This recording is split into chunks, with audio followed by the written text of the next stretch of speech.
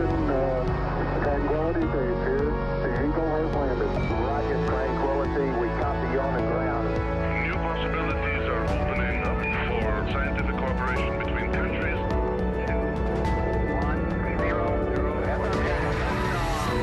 Liftoff. Americans return to space as Discovery clears the tower. Discovery, go and throttle up. Discovery, Roger. Go for deploy. Roger. Nice to be in orbit. We have followed in their footsteps to get us where we are today.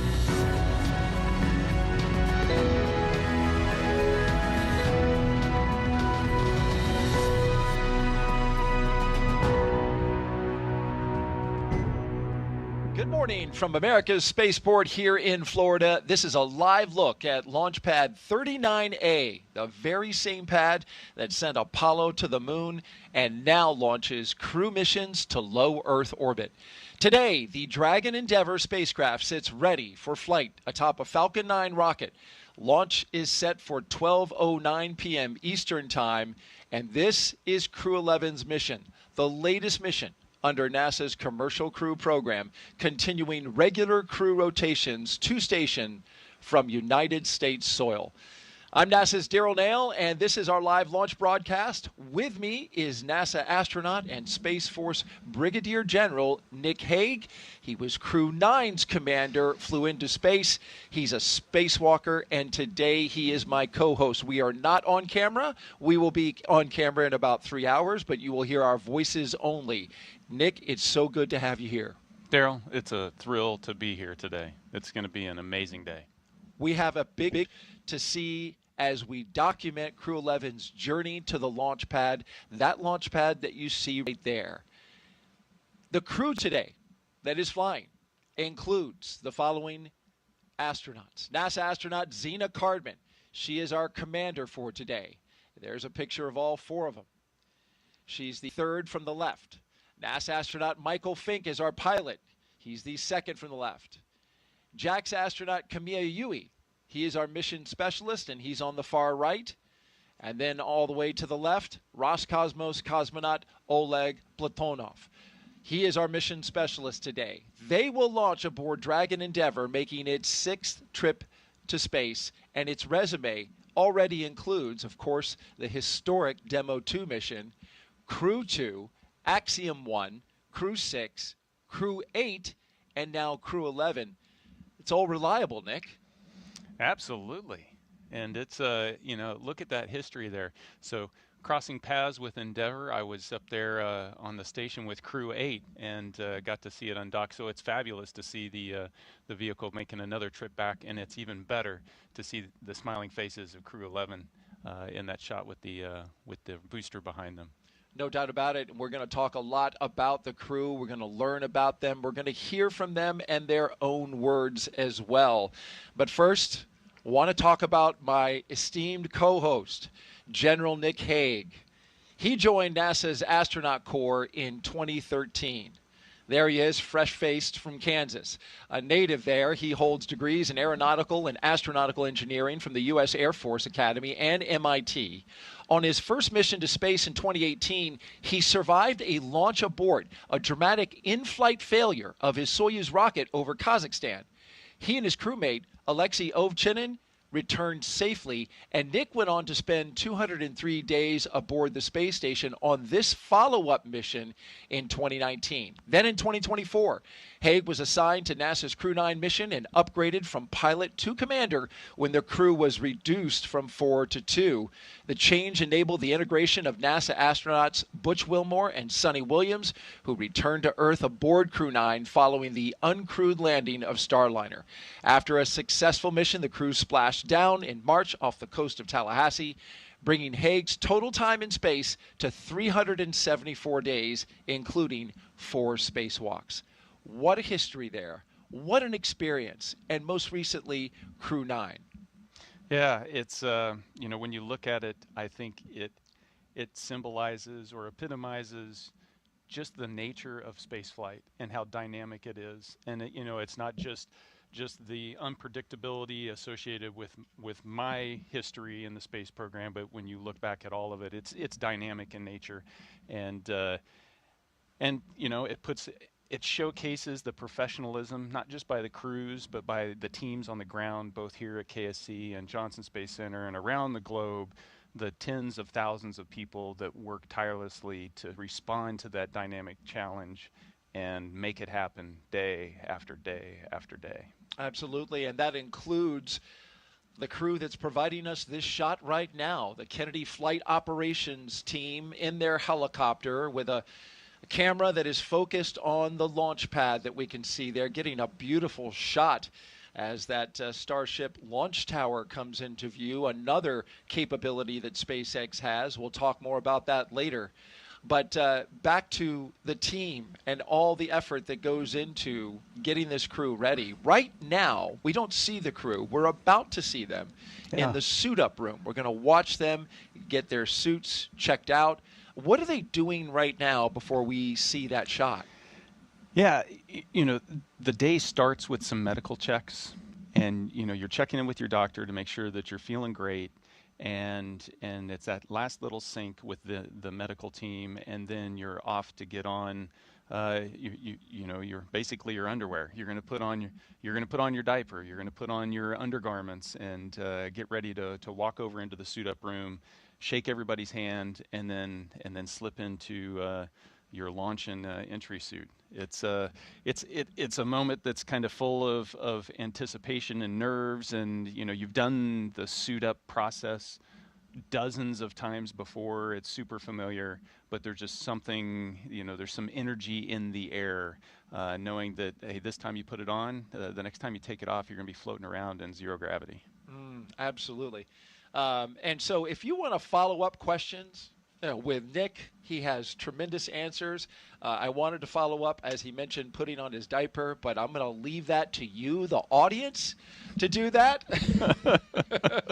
Just send us a note. Hey, we are monitoring communications across a number of different media channels. Just use the hashtag AskNASA. Send us your questions on Facebook, X, YouTube, and Twitch.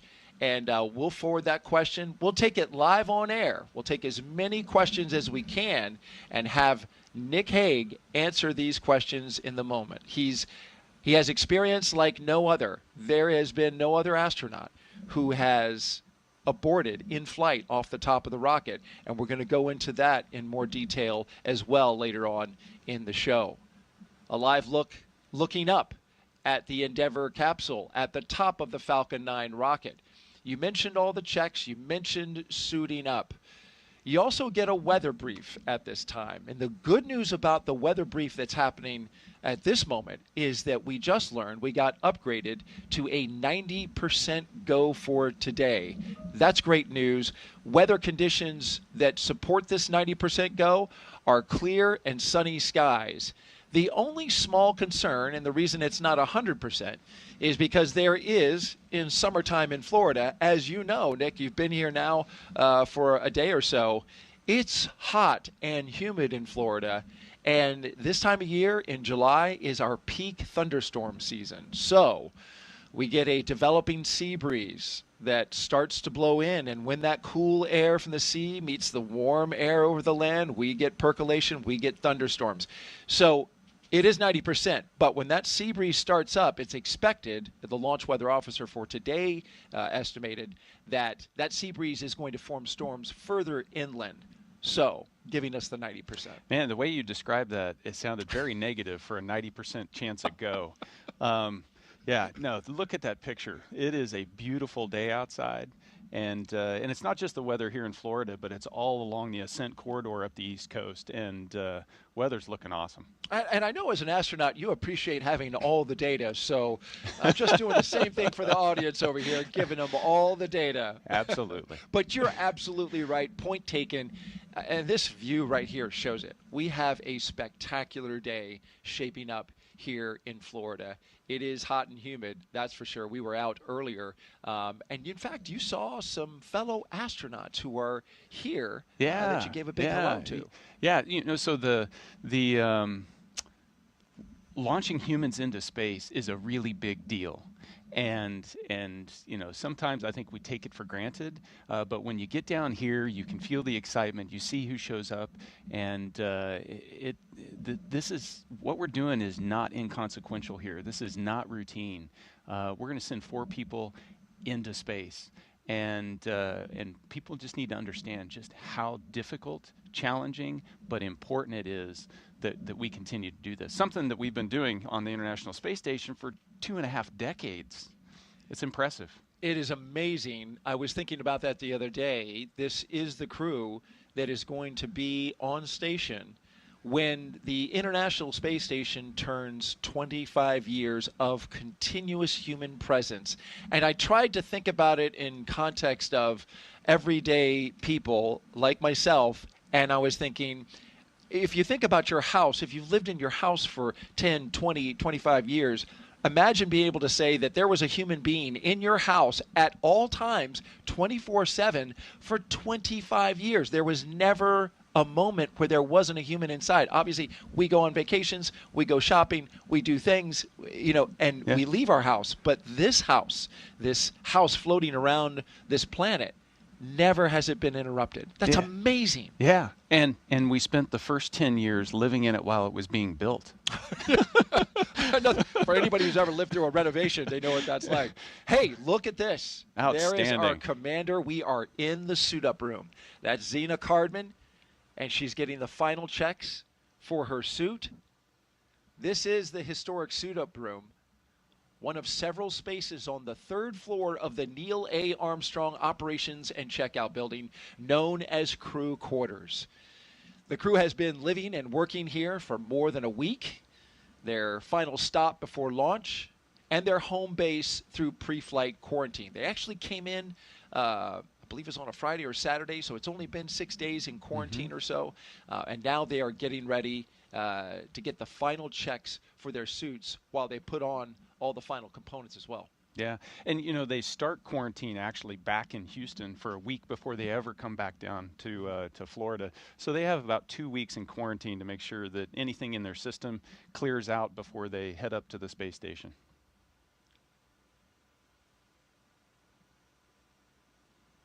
Now they're in their launch seats. What's interesting about the seats that they're sitting in is each one of these seats matches identically to the one inside the Dragon Endeavour spacecraft. Yeah, and they're going through their suit leak checks here. They've zipped up. They're making sure that their suit would hold pressure. Now, when they launch in these, you don't expect them to pressurize. It's only in the event of an emergency that you'd need it to pressurize. So in the unpressurized configuration, they're actually really comfortable to sit in.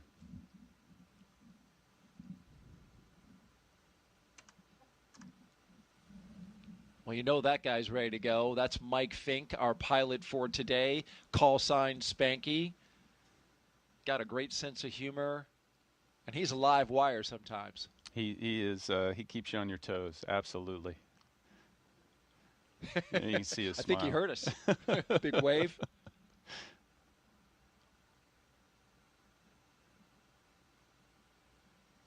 What kind of feelings are they going through in this moment? What are they feeling?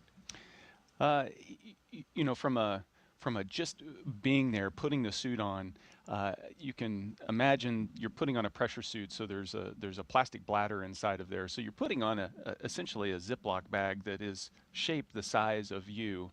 And then there's some material on there to hold it all together. So it can get quite warm, actually. So that's why they hook up the umbilical. You can see there, it's providing pressure, but it's also providing cooling air blowing in there while they're sitting there. It doesn't take long before you start sweating. So it's quite similar to just stepping out the door here in Florida today. You step out and you start sweating. Well, let's get to know the crew today, Crew 11. And we'll take a closer look by starting with our commander for today, someone Nick Hague knows very well, Zena Cardman. NASA astronaut Zena Cardman is commanding Crew 11. She was born in Urbana, Illinois, but calls Williamsburg, Virginia, her hometown. She is a scientist at heart with degrees in biology and marine science from the University of North Carolina at Chapel Hill. Before joining NASA, Zena did field work in some of the most extreme environments on Earth, including Antarctica, the Canadian high Arctic, and volcanic terrain in Idaho and Hawaii. She was selected as part of NASA's 27 astronaut class known as the Turtles.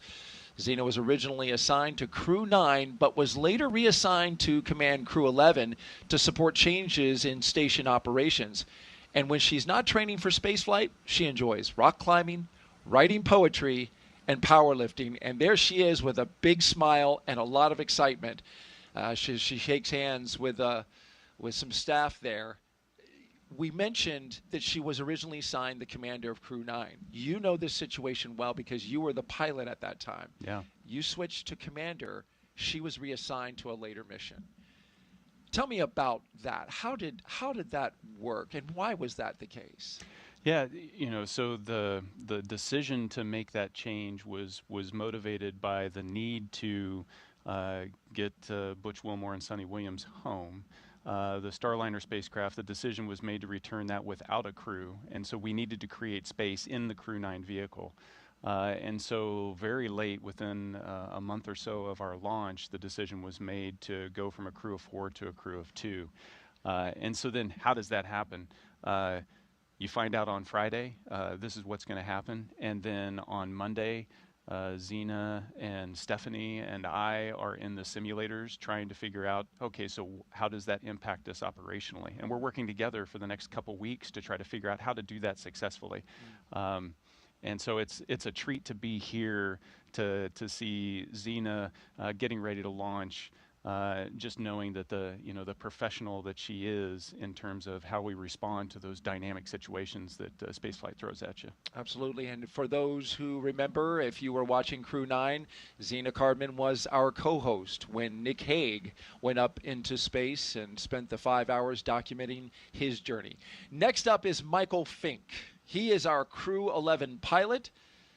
He goes by the call sign Spanky. And there he is. He's a Pennsylvania native and a veteran of 3 previous space flights, spending more than a year of his life in orbit. He first flew to space in 2004 as a flight engineer on Expedition 9, then returned in 2009 to command Expedition 18, where he helped prep the station for future 6-person crews. In 2011, he took part in the final flight of the Space Shuttle Endeavour. What a coincidence. Today, he flies Endeavour. That was STS-34 when it was shuttle, and he logged 3 more spacewalks along the way. Fink's also been a key player in NASA's commercial crew efforts, supporting development of the Boeing Starliner. He served as a backup pilot for crew flight test, helping shape Starliner's avionics and software from the ground up. He also co-hosted a launch broadcast. Outside of spaceflight, he's a passionate learner into geology, astronomy, reading, and languages, and he's conversant in both Japanese and Russian, certainly a skill that will come in handy on the International Space Station and inside his capsule, as he gives us a big wave. Yeah, no, Spanky's an unbelievable human. He is so sharp. He's also a retired Air Force officer, flight test engineer. I bring that up because I'm a flight test engineer as well, so we share some of the same perspectives. It was fun to work with him on the Starliner program and just learn everything you could from him. He's a wealth of knowledge. 14 years after flying Endeavour to the International Space Station to help build it, he is flying Dragon Endeavour to see the finished work. Yeah. It'll be exciting for him because it's changed a little bit since he's been there last time. So some things will be very familiar and some things will be new. Let's move on now to our mission specialist. One for Crew 11 is Kimiya Yui, representing the Japan Aerospace Exploration Agency, or JAXA. He's a former test pilot and Air Force officer. Yui graduated from Japan's National Defense Academy in 1992 and rose to the rank of lieutenant colonel in the Japanese Air Self-Defense Force.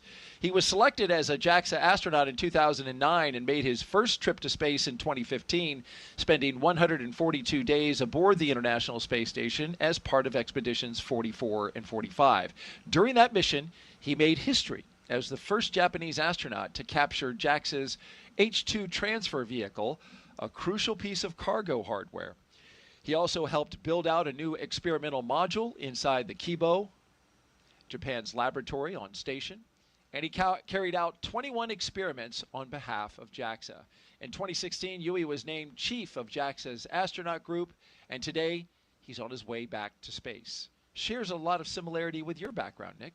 Yeah, no, Kimmy is great, and I've had the chance to work with him intermittently over the last decade, and that's just one of the treats of being part of the astronaut corps is getting to work with our international partners and our colleagues, and to see the same sense of passion that they share for the human exploration of space that everybody in the U.S. does. That common bond, even from a country, clear across the other side of the world. It's infectious and it's universal. And you get to go over there to those locations and train with their agencies as well, right? Absolutely. That's some of the special parts of the training program is getting to go visit, experience the culture, maybe even sing a little karaoke. That sounds like a story, something you've done. Not well. I won't put you on the spot and ask you to hum a few tunes, a couple space tunes, at least not yet. Let's round out the crew and get to Oleg Platonov. He's our mission specialist, flying to space for the very first time. He's a cosmonaut with Roscosmos. There he is. That, of course, is Russia's space agency. He's a graduate of the Krasnodar Higher Military Aviation School of Pilots, where he earned a degree in engineering and the rank of lieutenant. Platonov completed his cosmonaut training in 2018 and was certified as a test cosmonaut that same year. Earlier this year, Roscosmos announced he would launch to the International Space Station aboard a Crew Dragon vehicle as part of Crew 11, marking a new chapter in international collaboration. He is married, has one child, and today begins his first journey to space. Yeah, so right now you can see him in the suit-up room. He's just finished his leak check, and now it's time to take pictures with all the support crew. It's exciting. The first time you're getting ready to suit up to go, there's a lot of uncertainty. They've done the dry dress just a few days ago, so they know what's happening. But what was missing during the dry dress that's there now is all of the emotions leading up to that the moment of liftoff. And they had a successful dry dress. Everything went according to plan. It was supposed to be followed by a static fire, but that was that stopped at around 54 seconds. They then did the static fire the next day, and it checked out. There was an issue apparently with some ground equipment, but moved past that pretty quick and got a test fire, a full duration test fire of those engines that they will ride today. Yep, all systems go. Everyone who you see in the room wearing a black ninja suit, we call them ninja suits, there they are SpaceX employees, except for this gentleman right here, number 30. That is astronaut Marcos Barrios. He is in the role of astronaut support person, or what we call the ASP. And tell me what his role today will be.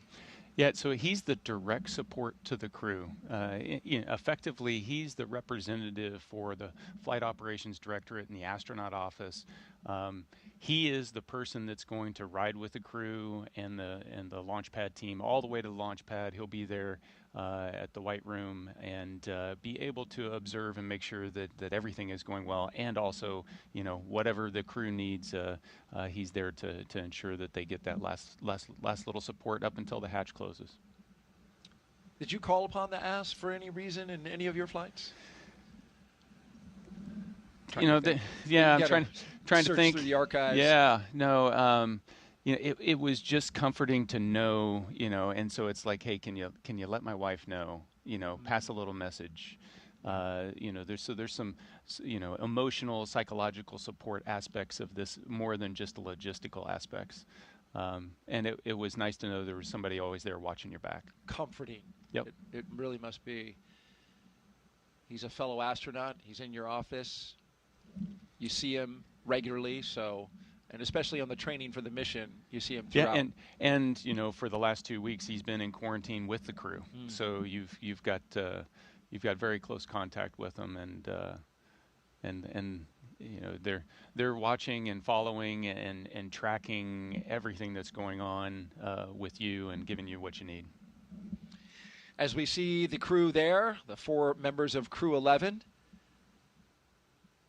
spending their last minutes with many of the individuals who have helped them suit up to this point. They'll depart in their crews to go out to the pad. Let's talk a little bit about how this crew trained extensively for this mission. Nick, talk me through some of the training that we're going to see here shortly that begins with, well, hold on one second. I see a card game starting to form and astronauts gathering around the table. So let's talk about that. This is an important moment and a tradition as well. Yeah, the astronauts are not anything if they're not superstitious. So this is one of those traditions. The chief of the office, you can see there, Joe Akaba, is dealing out a game. The game changes, every mission. It's really up to the chief of the office to figure out what that game's going to be. But the goal is the same. You go until the commander wins, and you have shaken off all of the bad luck, if you will. Sometimes it can go quick. Sometimes you need a few hands to make sure everything works out. What game did you play? We just went straight high card. High card, yeah, I see that a lot. High card, it was simple, and it took one hand, and we were ready to go. And I believe that this deck of cards that they're using is the deck of cards that was designed, has the drawings of Zena Cardman. Yeah, she's a lot of things. She's also an artist, and so she has a tendency to do up a special deck of cards for crews that she's associated with, and looks like they're down to the final two. She keeps winning. Finally, I think she. Nope. She's still. Mike Fink and the commander still holding in. We may have to shuffle the deck.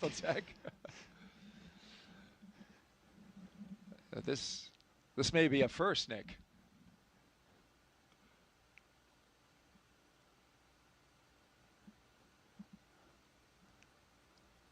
It's the way you always want it. You playing against down your to boss. The commander and the chief. There you go. Now we got it. It's time to go. Chief of the astronaut, Joe Akaba, finally winning that hand. It took him only about 20 hands. But that's what you want to see. Like you said, this is the point. You want the commander to shake off and burn off all that bad luck.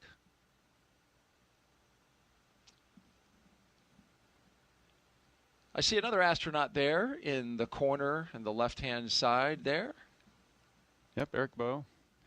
He is the chief of our Vito office, so basically the astronaut office that owns the crew quarters.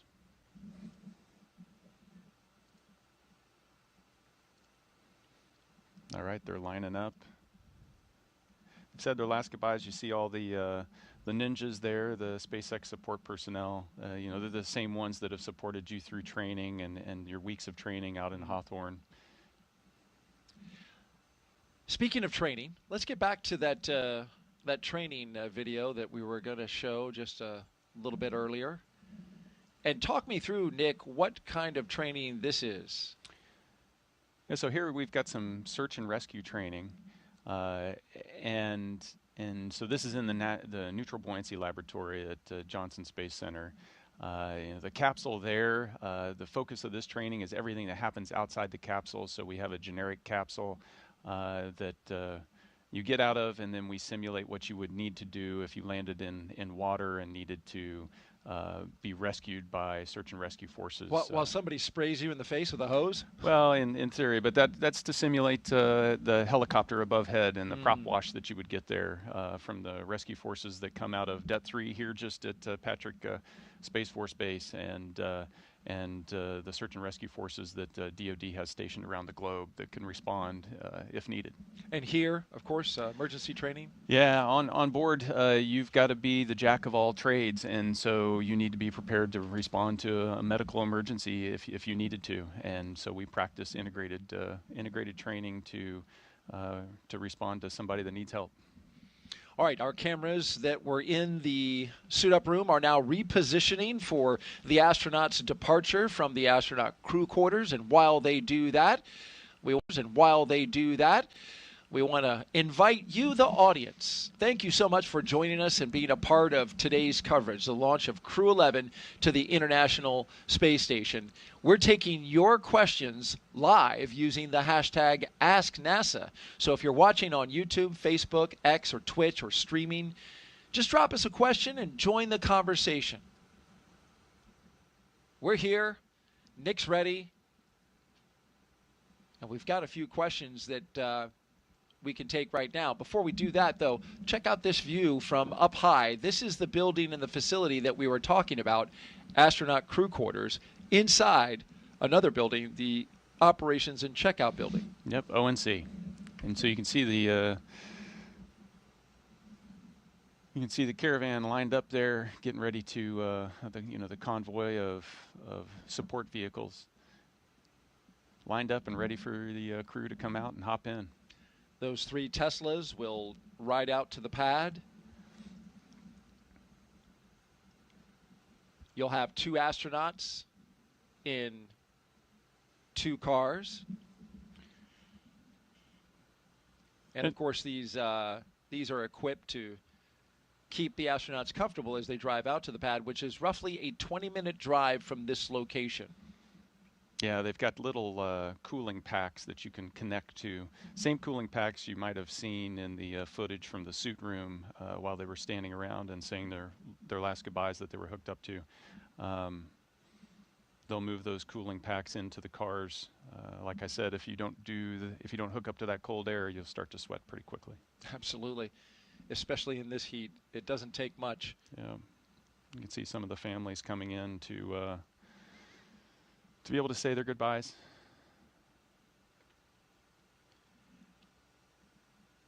Well, we've got a question that came in. Unicorn Tail on X asks, how long does it take to build the rocket and prepare for takeoff?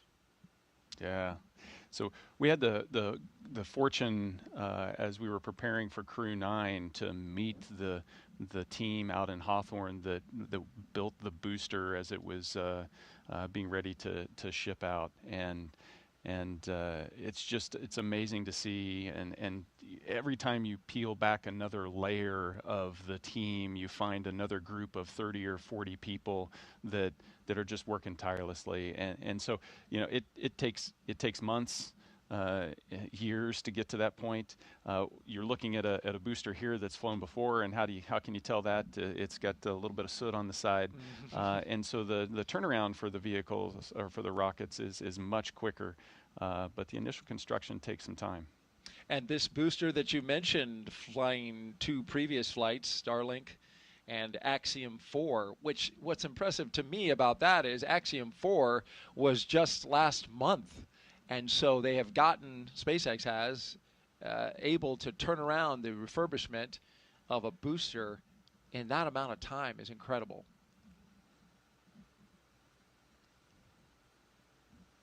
It's a beautiful view.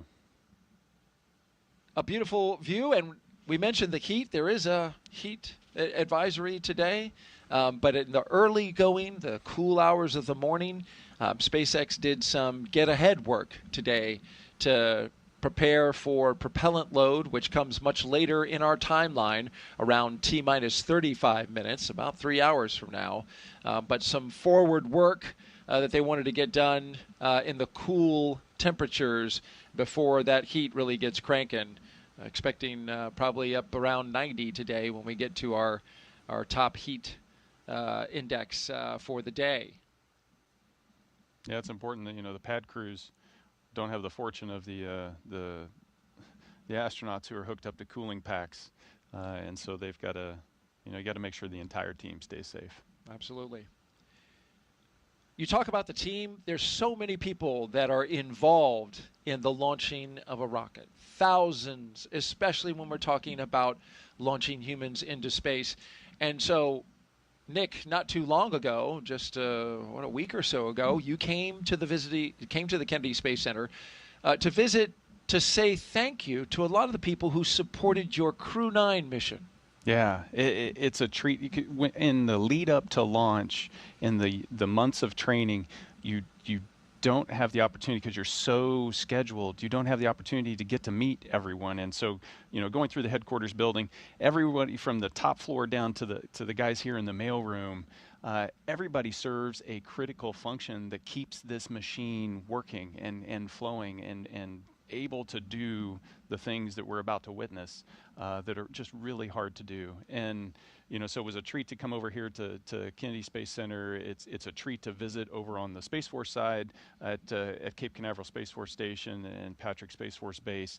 That joint team, it makes this place extremely special.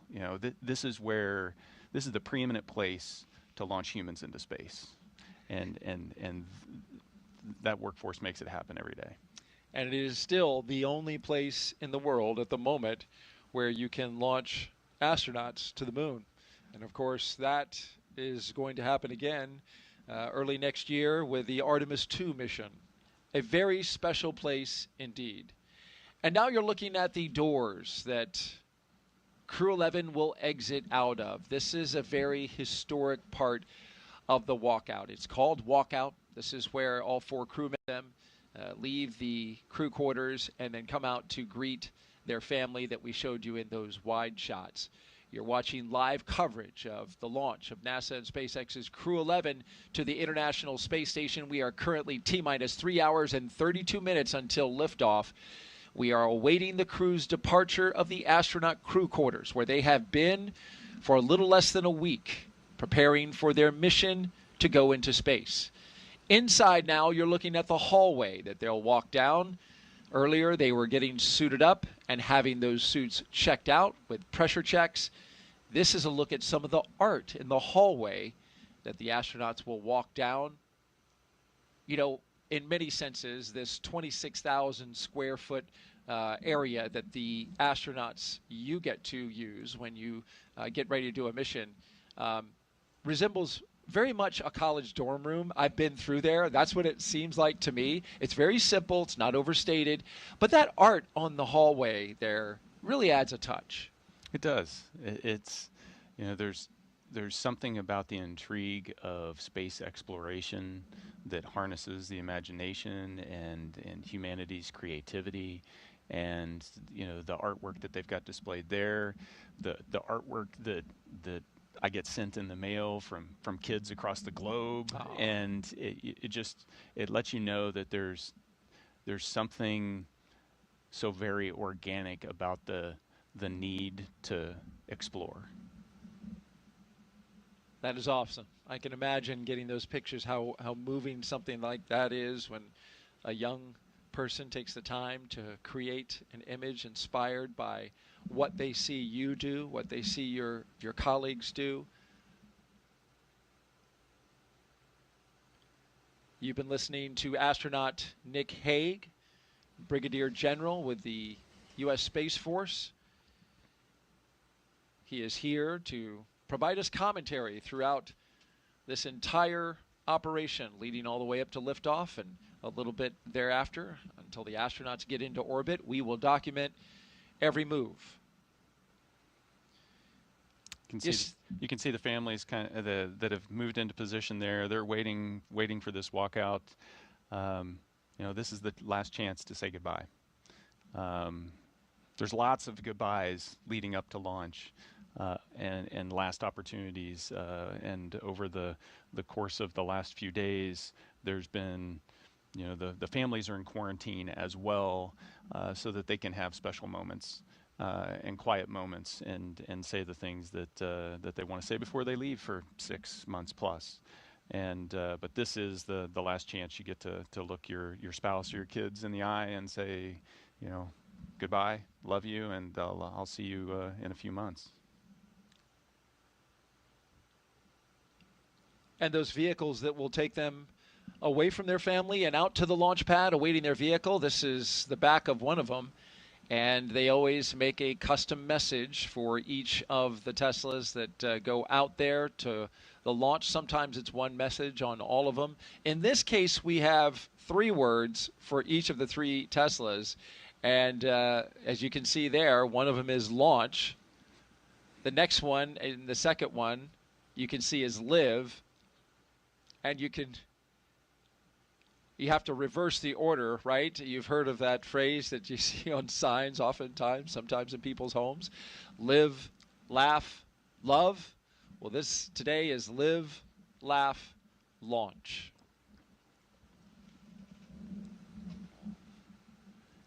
And you might ask, what have the other crews chosen? Well, we have the answer for you. What is in a name? The license plates have been branded going all the way back to the Demo 2 mission, which used the ISS Bound for theirs. Crew 1 chose Later Earth. Crew 2, Reuse, Reduce, Recycle. Crew 3, Send It. 4, Go for Launch.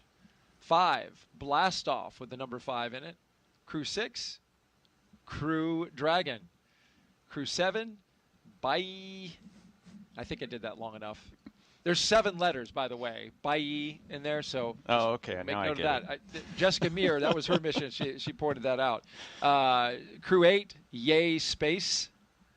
Crew 9, I don't know who came up with this one, but Ready for It? Ready for it. You were ready for it. That was your mission. Crew 10 was Liftoff with a 10 in the middle.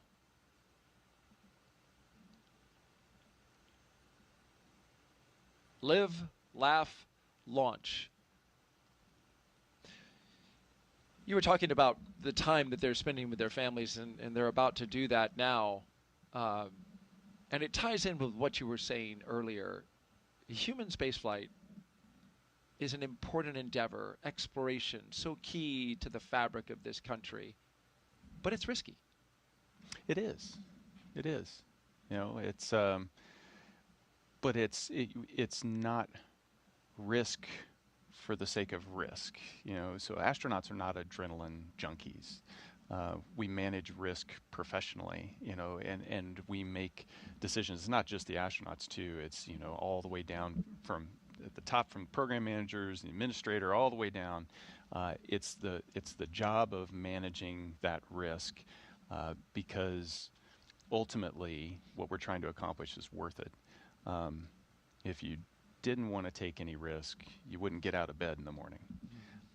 And so the crew members are willing participants. The families, at least the spouse signed up for it. The kids may have been unwilling participants in all of this. And so it is, you know, it's a stressful time for the families to, you know, they're going to watch their loved one go and strap onto the top of a rocket.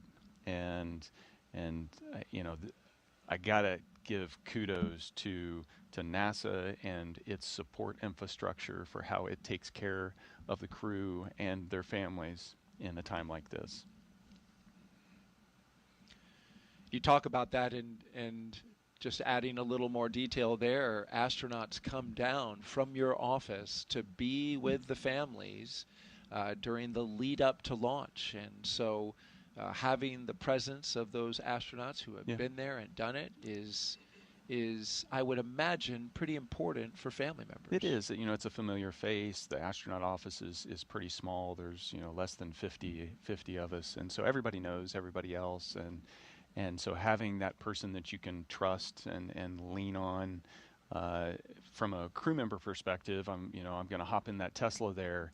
I know that, you know, my buddy is there taking care of my family, and they're going to be there to help them through even a completely normal flight is going to be an emotional event, and they're there to provide that support. And it's not just the astronauts in the astronaut corps, but there's a whole team of support that NASA's put in place, the psychological support. Approximately 15 minutes behind schedule. They have until T-minus 2 hours and 43 minutes per the green light time, so we have margin. We finished the thought. Yeah, and it's you know, it's that comprehensive. Oh, they're walking out now. Let's talk about that.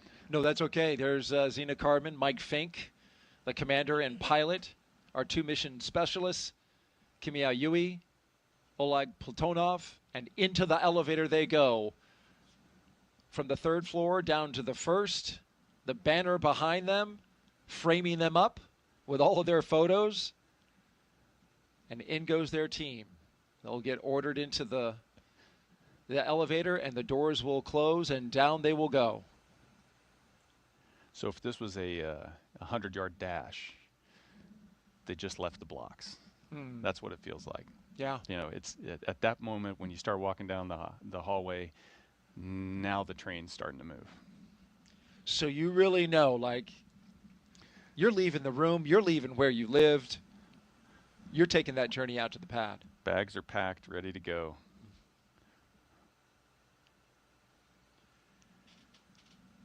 I want to take you back to a moment where the crew got together and signed their mission patch. This is a tradition that has been going on for years now, since the resumption of the crew flights from American soil. Each crew member, there's Zena Cardman, our commander, signing the patch. Mike Fink as well. You signed this patch, Nick, for Crew 9. Yeah, just above there, so you can see the Crew 9 patch. Oh, he's going. I like that. Oleg's got a great sense of humor. That's what Mike Fink said about Oleg. He says he's even funnier than he is, which I guess Mike thinks quite highly of his own sense of humor. I know I've laughed when I've been around him because he's a funny guy. He is quite funny. And, you know, so you can see all those patches around the door. There should be a Crew 11 patch around there as well. Yeah. Gotta have good eyes to see that, though. That's an eye chart. Yeah, it's an eye chart test. Yeah, it's an eye chart test. This, of course, another place where crews put their patches before they go out. That area around the door and the framing, you know, was replaced at one point in time. But every crew that has launched from crew quarters going back to Apollo has put a patch and a sticker up on that frame, at least going back to where they changed it.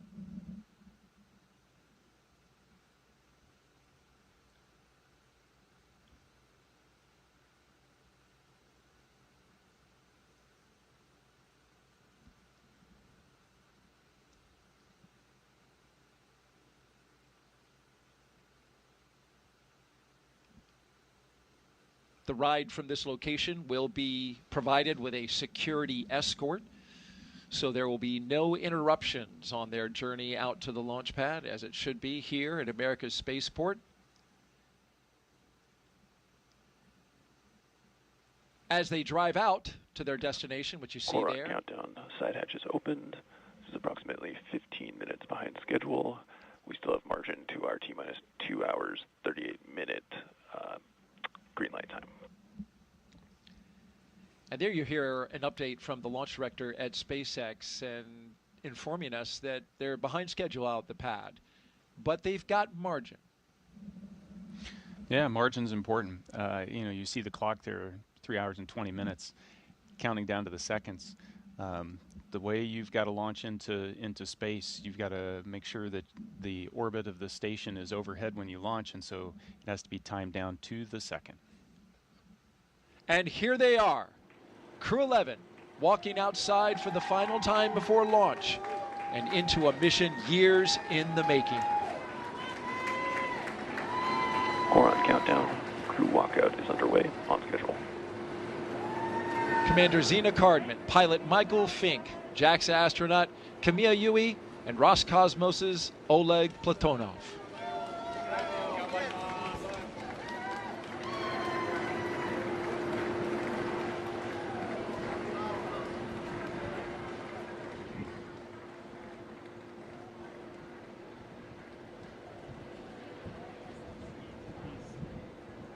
I see some Crew 11 shirts down there.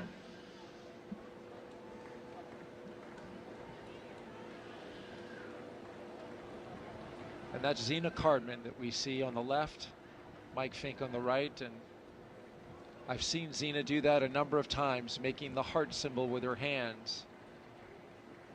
Certainly sending her love to her family who have supported her. Yeah, you don't get there on your own. None of these individuals have gotten there on their own. It takes the support and love of family and friends and colleagues and it's a team sport.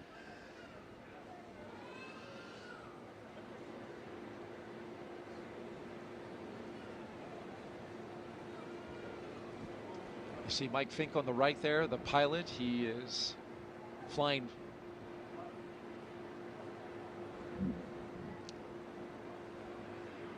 He is flying along in his kit a Gamasa, which he is, he tells us his wife is of Indian origin, and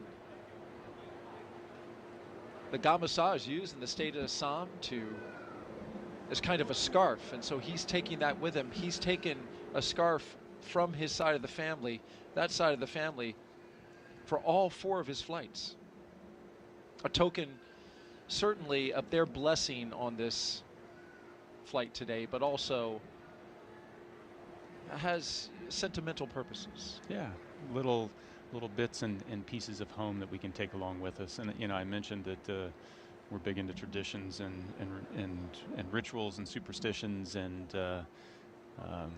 you'll find that lots of crew members have their little token of good luck.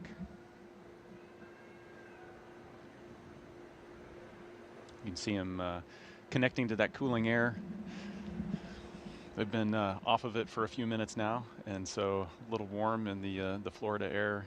Last goodbyes as the doors come down, and then immediate family will be able to come up to the windows after they crack them. Yep, they're going to roll those windows down a little bit and give some last words before launch and before they depart the operations and checkout building. Inside Zena's Tesla there, she'll have the flight surgeon going with her. Yeah, and you can see the lengths we go to preserve that quarantine. You know, you wait till they maintain their distance when they were outside the cars. Once they get inside the cars, there's still some distance. All the personnel that are in the cars with them have also been in quarantine this entire time. So it's not just the crew members that are in quarantine for a couple weeks. It's a group of several dozen people that have to quarantine. I want to point out Secretary Sean Duffy is here. He is NASA's acting administrator. Also Secretary of Transportation here supporting the launch today, and the crew there at the walkout. He's the gentleman with the glasses and the blue suit coat, which I think is second from the right. There he is. A shot over his shoulder.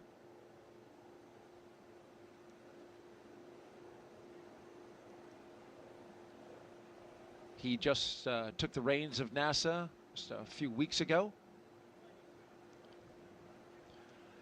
He's doing so on an acting basis until an administrator can be nominated and then confirmed by Congress.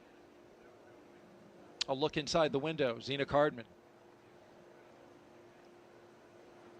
giving some waves. And I imagine emotions must be running high. How can they not?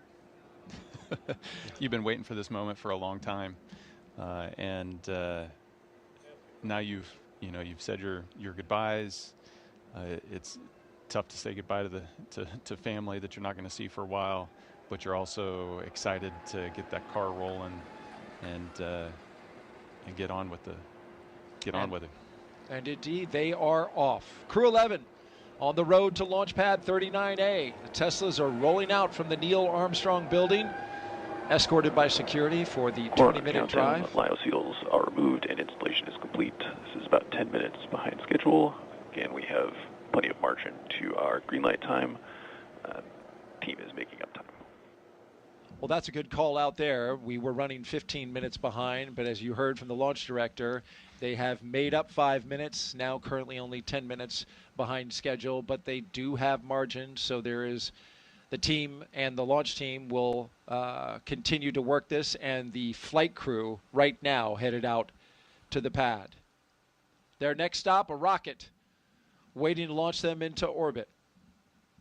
No pressure, just your average commute today, Nick.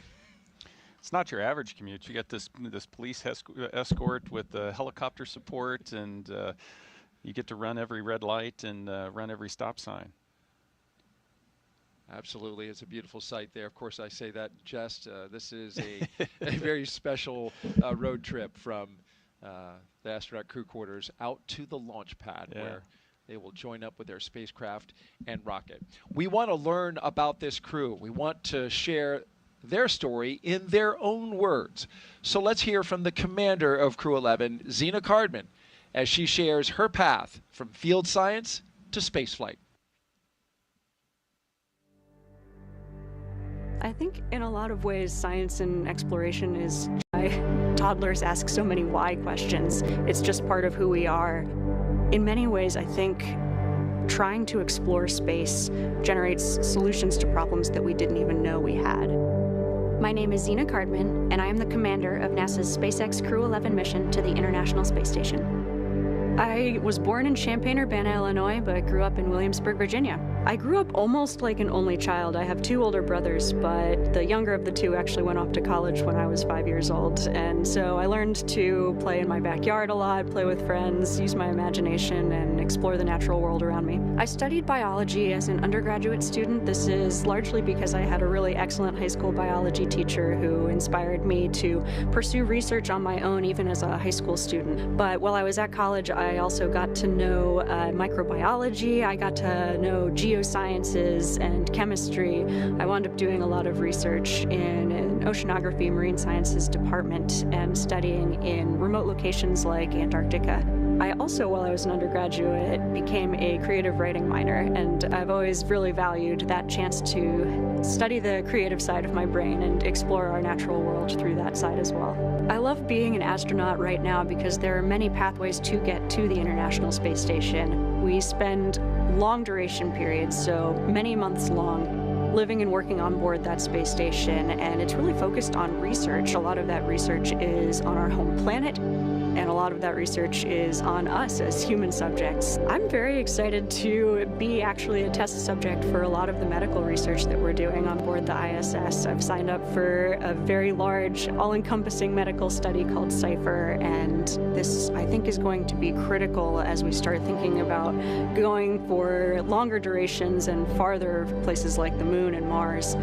My role as commander is to bring out the best in my crewmates from the moment we start training till the moment we get back to Earth and then some.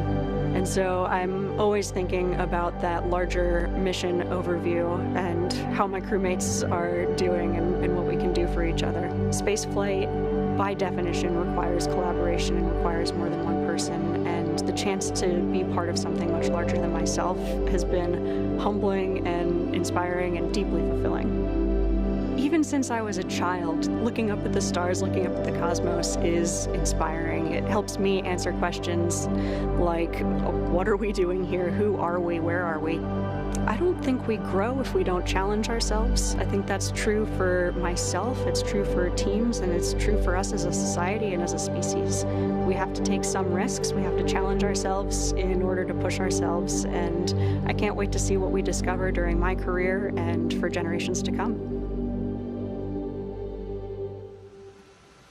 The very capable and talented Zena Cardman, the commander of Crew 11. Next up, astronaut Michael Fink, a veteran of 3 missions and 4 spacewalks, as he reflects on what keeps him coming back to space.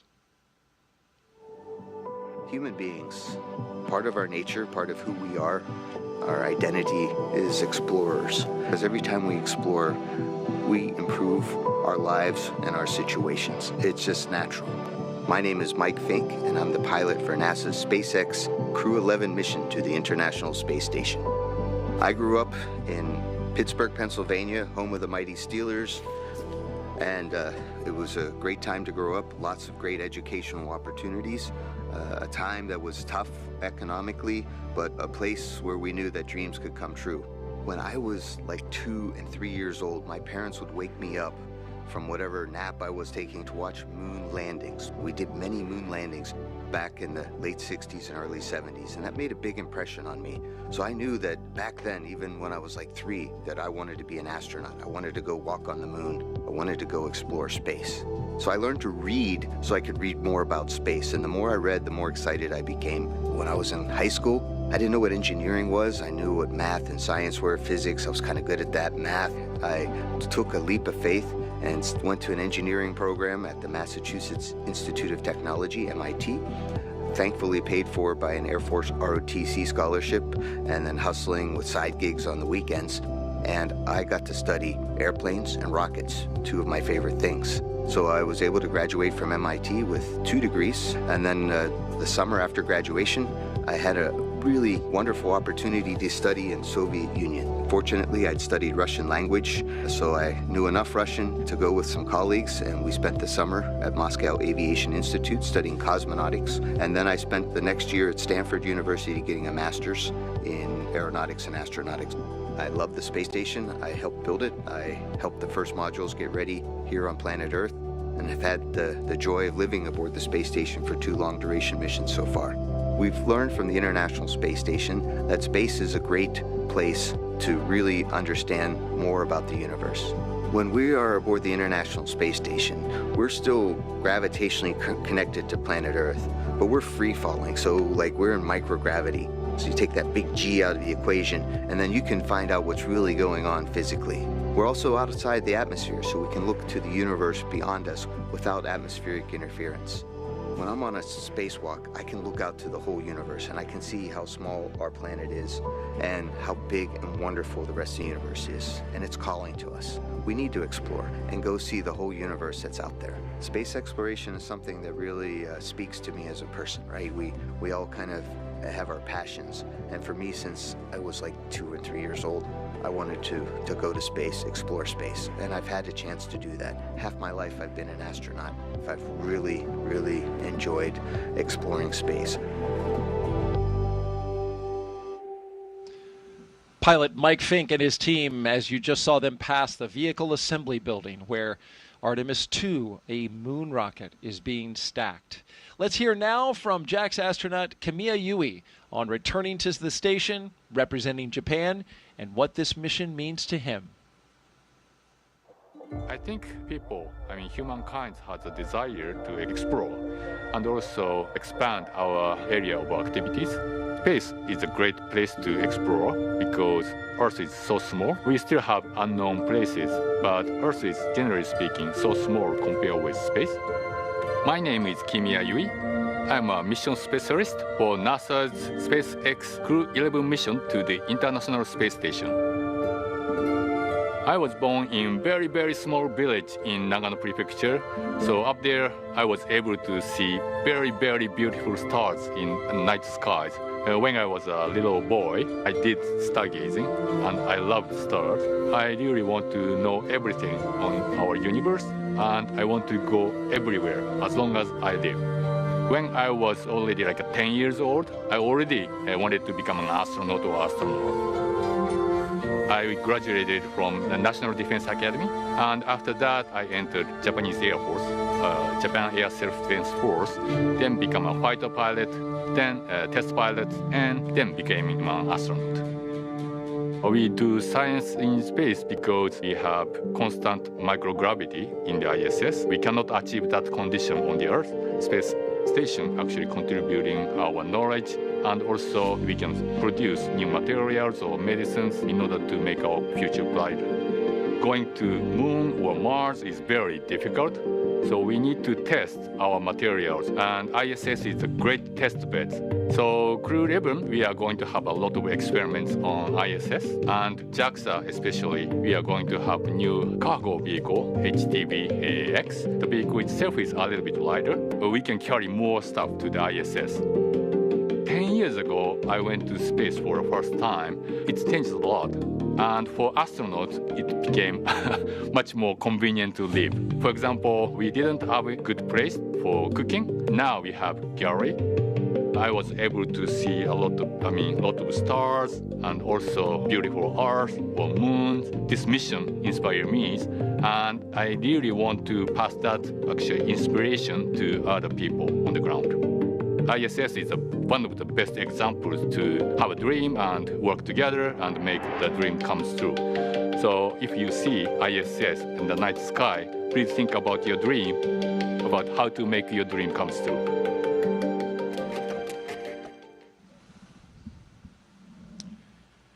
And finally, Roscosmos cosmonaut Oleg Platonov sharing his thoughts as he prepares for his very first flight to space.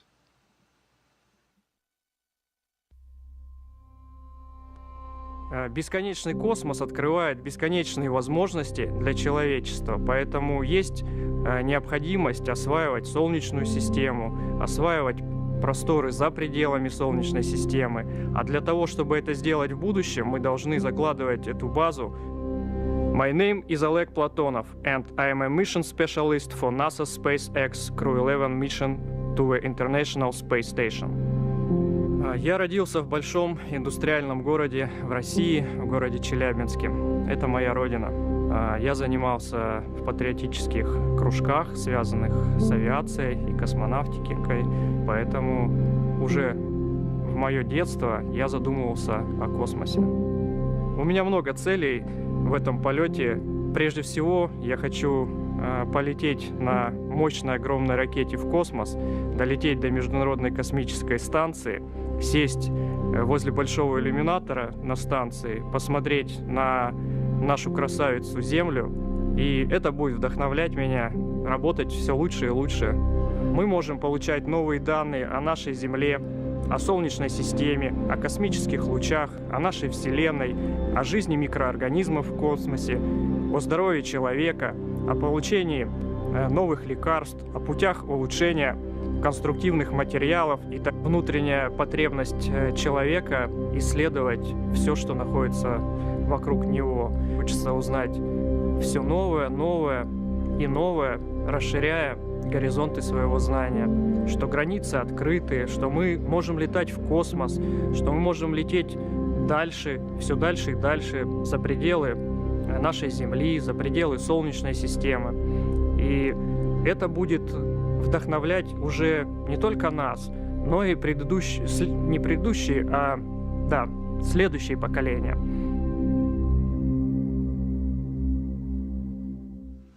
And those are all 4 members of Crew 11. If you're just joining us, we are currently T-minus 3 hours and 1 minute until liftoff of those 4 individuals who make up Crew 11. Liftoff to the International Space Station. And this is their ride, a Falcon 9 rocket with a spacecraft called Endeavour sitting at the very top. That crew walkway that you see connecting the launch tower and the rocket, astronauts will soon be walking across that walkway and into their spacecraft to get strapped in to go to space. Right now, they just arrived at the base of the pad, and here is a beautiful view of Launch Pad 39A, which sits just 500, 600 feet away from the edge of the Atlantic Ocean, the beach there, which, as you can see from the calm state of the ocean, we have very light winds, we have sunshine, we have a beautiful day for launch. 90% go is what our launch weather officer is reporting out for weather conditions at the time of liftoff. That time, 12:09 and 24 seconds p.m. Eastern Time. As we gaze up at the sky, seeing just some very thin cirrus clouds up ahead, those not a problem at all when we get ready to launch. We're green across the board right now, running just a little bit behind on the procedures out at the pad. At last check, about 10 minutes, but SpaceX crews are working diligently to catch that time up. And this mission operation timeline, it should be noted, has plenty of margin in it. What you're about to see now is the astronauts walking up to their rocket to get a look at the 1.8 million pounds of thrust that can be generated by this machine as it takes them up into space. That moment coming up in just a few minutes, Nick. Yeah, they just pulled up to to the launch pad. We've got about 3 hours until liftoff, and so this is your last bathroom break before you're strapped into a seat and hostage for the next 3 hours. So much needed respite, and then but it's once you ride that elevator up to the top, it's just this stark contrast. You see your rocket up close and personal, and it's this amazing feat of engineering. And then the backdrop is the beautiful Florida coast and the waves crashing onto the beach and a breeze in the face. And it's just a spectacular moment once you get to the top of the launch tower. You painted quite a word picture there, and we are about to see what that looks like through the eyes of the astronauts as we document their journey up the launch tower, across the walkway, and into their capsule. In the meantime, we want to take some questions that we've been asking and getting and receiving from our audience that's watching around the world. Those who have put their questions forth to our astronaut co-host, Nick Hague, a brigadier general with the Space Force and a NASA astronaut. Austin asks, my son, Knox, age 8, would like to know, how do you get to the space station when it orbits around the Earth so fast? And that is fast. Countdown. Advanced team have completed their preps for crew arrival, and crew are heading up the tower on schedule. That's great news. Sounds like they made up all of that 10 minutes that they were behind. That's a great call out. Yes, station goes 17,500 miles per hour. How are you going to catch up with that? Yeah, so Knox has got it. He's got his finger right on it. You've got to start going that fast. So the rocket's going to take off going vertical, and it's accelerating. But after a few minutes into flight, the rocket pitches over and is basically going horizontal and continuing to accelerate as it falls back down toward the Earth. And so you're turning all of that fuel, the 1.8 million pounds of thrust that you were talking about, you're turning all of that into velocity. So right now they're going 0 miles per hour. After 9 minutes of lighting that rocket, you're going to be going 17,500 miles per hour. And it's timing. So that's why we're counting down 2 hours and 56 minutes to liftoff to the second, because that's when the Earth rotates underneath the International Space Station's orbital plane, and then that's the moment that we have to take off. So it's an instantaneous launch window. And that instantaneous launch window at exactly 12:09 and 24 seconds p.m. Eastern Time.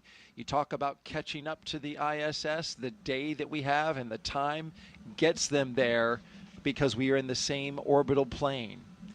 Our first two astronauts clear from the bio break. Zena Cardman, Mike Fink walking out and getting a look at their rocket, arm in arm.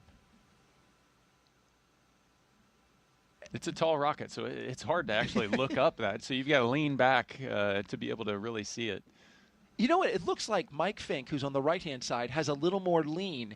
What's interesting about him is he's wearing an upgraded suit called an R2. The Zena, let's go, just circling her arms. Let's just go. Yeah.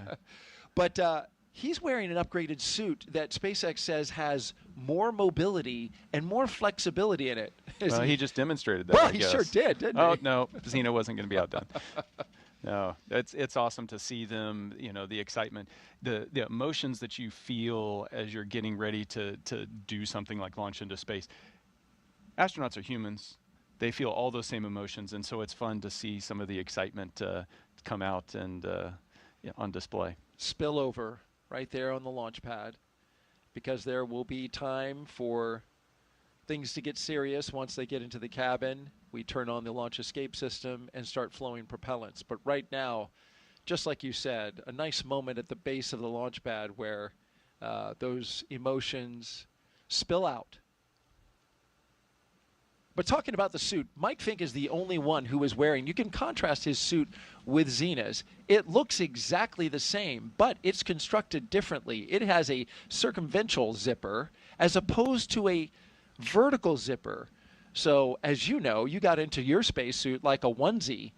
His spacesuit has been upgraded and redesigned and has that circular zipper that allows 7 inches of flexibility in the suit so you can adapt it to different body sizes. Whereas the suit that you wore and that Zena is wearing and the rest of the crew has to be tailor-made, and there's not much adjustment on those. Yeah, and it's also a demanding engineering challenge because it has to be mobile when it's unpressurized, but then when you inflate this, you also have to create a volume where you can be inside of this rigidized suit and be in there comfortably for hours if need be.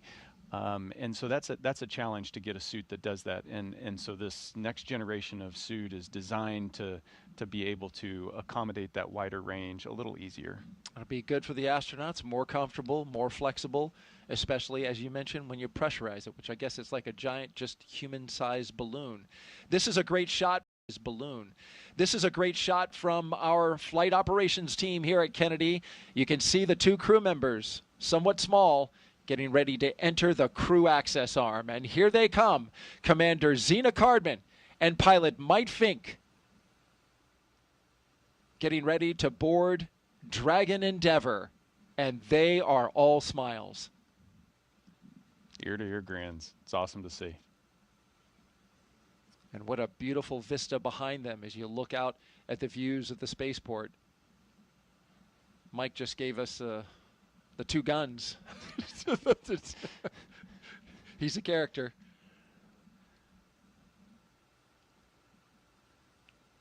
Now, before they get into the spacecraft, some important business at hand here, wanting to make sure that no FOD or foreign object debris goes into the spacecraft. So the two suit technicians and the closeout crew there, making sure that they take care of that, as well as this tradition right here, Nick. Yeah. Got to sign that wall. That means you're going. And so every crew that's launched off of, commercial Crew Dragon launched off of 39A has been able to sign around that NASA meatball. And it's little moments like that that connect you with the legacy of the program and make you feel connected in a way where you understand, hey, I'm taking the next step, and it's an important step. There's a lot of people that got me to the point where I can take this step, and hopefully there's a lot of people coming after me that are going to continue to take steps. Countdown. Crew are in the white room, and this is on schedule. You'll hear these audio call-outs from time to time from the crew operations and resource engineer with updates, and we'll pause to listen to them. Here are the two mission specialists now doing their rocket recline, looking up at their ride. I think they studied technique from Zena and Mike because they had it down. Seemed like kind of like a rock and roll kind of pose, didn't it?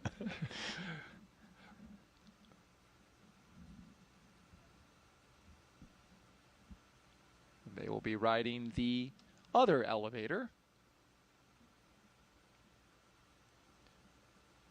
This, of course, is Heritage Space Shuttle equipment. Those elevators, they used to just have numbers in them. And they're headed up to the 275-foot level, so 28 stories high are the crew on the left, all the way up at the top. The crew at the bottom now getting ready to ascend that distance. SpaceX changed the buttons inside a little while ago to have the top button for 275 say space. Yeah. Did you punch it? Yeah, absolutely. That's pretty cool. I would like to go to space. Can you press space for it? Did your fellow crew member say, can space please? Can you press that button for me? Make everybody wait uncomfortably long. That is something you would do. Maybe. So Mike carefully getting into the spacecraft here, which that takes a bit of physical effort, right? You don't want to touch that seal because that is what protects you from the hostile environment of space. Yeah, absolutely. That side hatch is going to stay closed the entire time you're in space. The next time you're going to open that is when you're bobbing around in the Pacific, and the recovery teams open it up to get you out. And of course, we're going to do leak checks on that here in a little bit, and it's important to be able to pass that. So you're hyper vigilant about hardware. And you mentioned that transition to seriousness as you're walking out that gantry. That's when you start to build and flip that switch in your mind of, okay, this is spaceflight hardware. This is the equipment that's going to keep me alive. You become that hyper-vigilant person that you need to be. Last two crew members there, the mission specialists, walking down the crew access arm. And the final two crew members, mission specialists Oleg Platonov and Kamiya Yui, arm in arm, thumbs up, ready to go.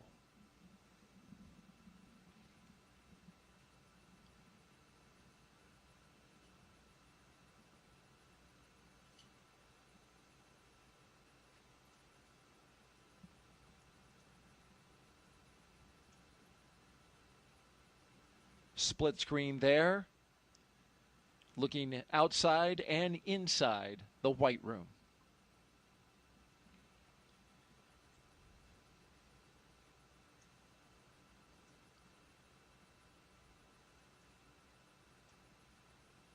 You mentioned the mission. This crew is leaving the ground with a baseline of at least 6 months, half a year in space, ladies and gentlemen.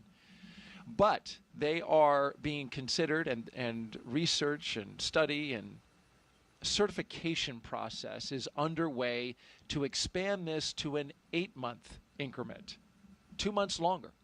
And so the plan is for the commercial crew program, which is here at NASA, is to certify the spacecraft Dragon to be able to support them for a return 8 months later.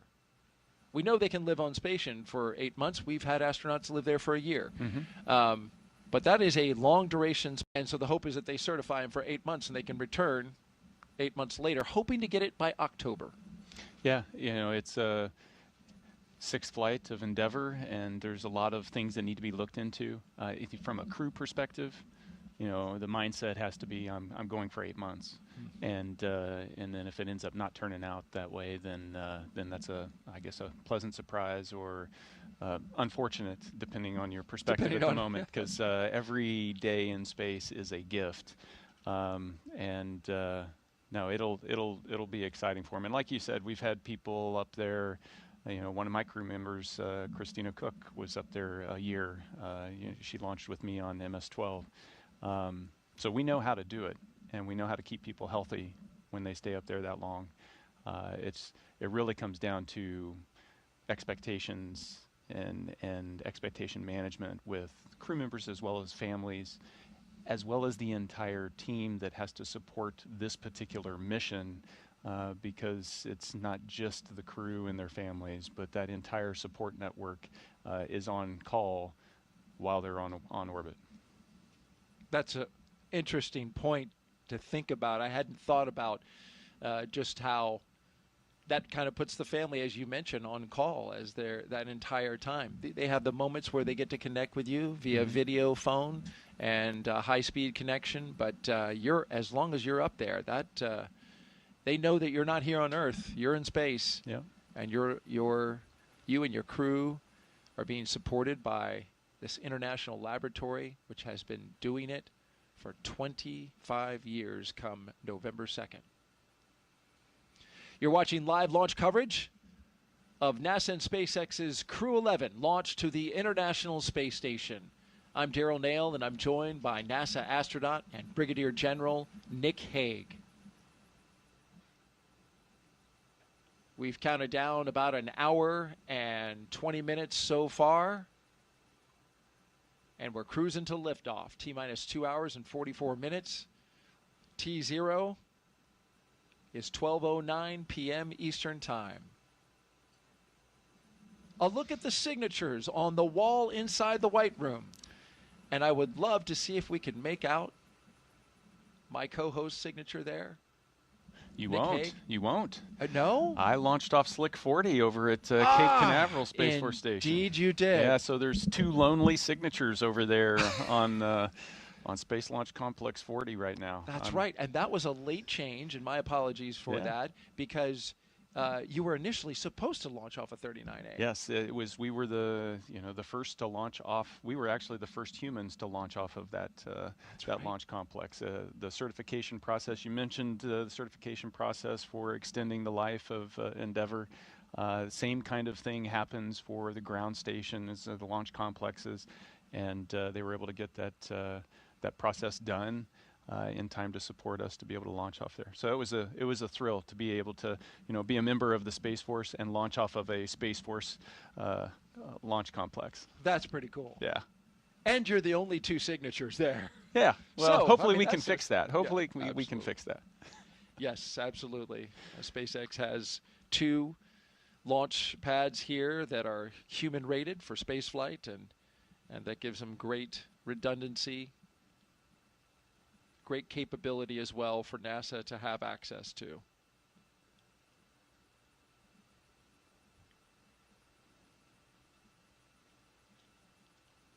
Right now, the teams are working in parallel. The crew members inside Dragon getting settled into their seats that they will ride up into space, while outside the closeout crew handles the matter of making sure that the seal's integrity around the side hatch is maintained.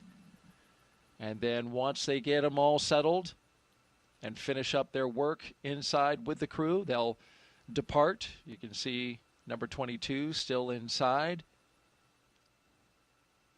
The support crew will come out of the capsule, and they'll shut that hatch that you see right there, that side hatch. As Nick mentioned, when that is shut and they've secured it, they will leak test it to make sure it can withstand the rigors of the harsh environments of space.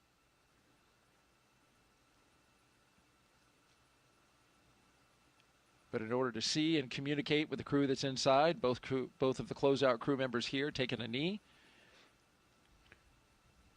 Yeah, you can see a couple of the ninjas inside. They're, principally getting everybody strapped in nice and snug. Then they're also providing them with some of their personal equipment. You see the white satchels that they'll wear on their thigh. It's a place to put their tablet, as well as some writing utensils and some other things that they may need in terms of personal gear. And make sure everything's situated, because once you're strapped in, they don't want you coming out of those straps until you're floating around. Certainly want all that in order and in place for the very exciting ride up into space, but it's also going to be a long one, Nick. This is a 38.8-hour phasing, which means from the time that they lift off to the time that they dock to the International Space Station, almost 40 hours in space. This is the longest ride to space so far for NASA's commercial crew program, flying the Dragon, which we are now in our 12th flight, Crew 11, the 11th operational mission, but we have to include Demo 2, which was the first test flight. Yeah, 40 hours is a long time. So it only takes, less than 10 minutes to get to space.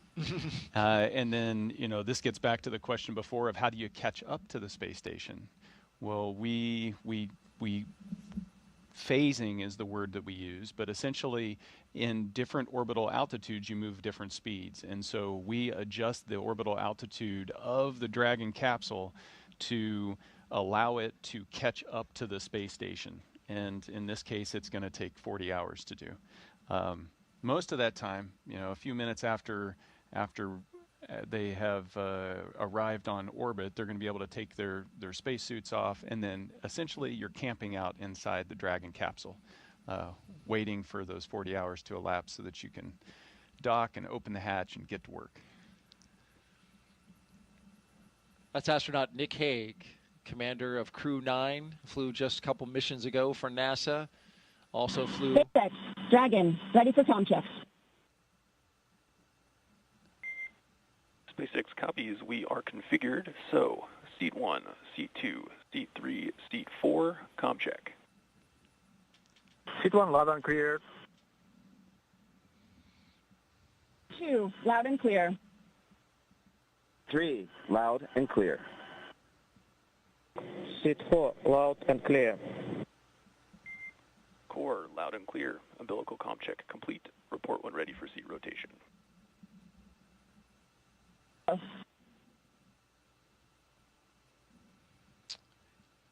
So you just heard from each one of the crew members on board as they went through all of their communications with the Crew Operations and Resource Engineer, otherwise known as the CORE. You heard him communicating with each one of the crew members just now. As I was mentioning, Nick Hague flew 2 Soyuzes to space. The first one didn't make it to station, was an in-flight abort, came back down to the ground. You flew again the second time. On MS-12, you did make it to station. We are getting ready to do the suit leak checks, but first, we want to take some social questions as we go along. Nick Hague is our astronaut expert at the ready. If you want to submit a question, please do. We would love to hear from you. Just use hashtag AskNASA on the platforms that we have on Facebook, X, YouTube, and Twitch.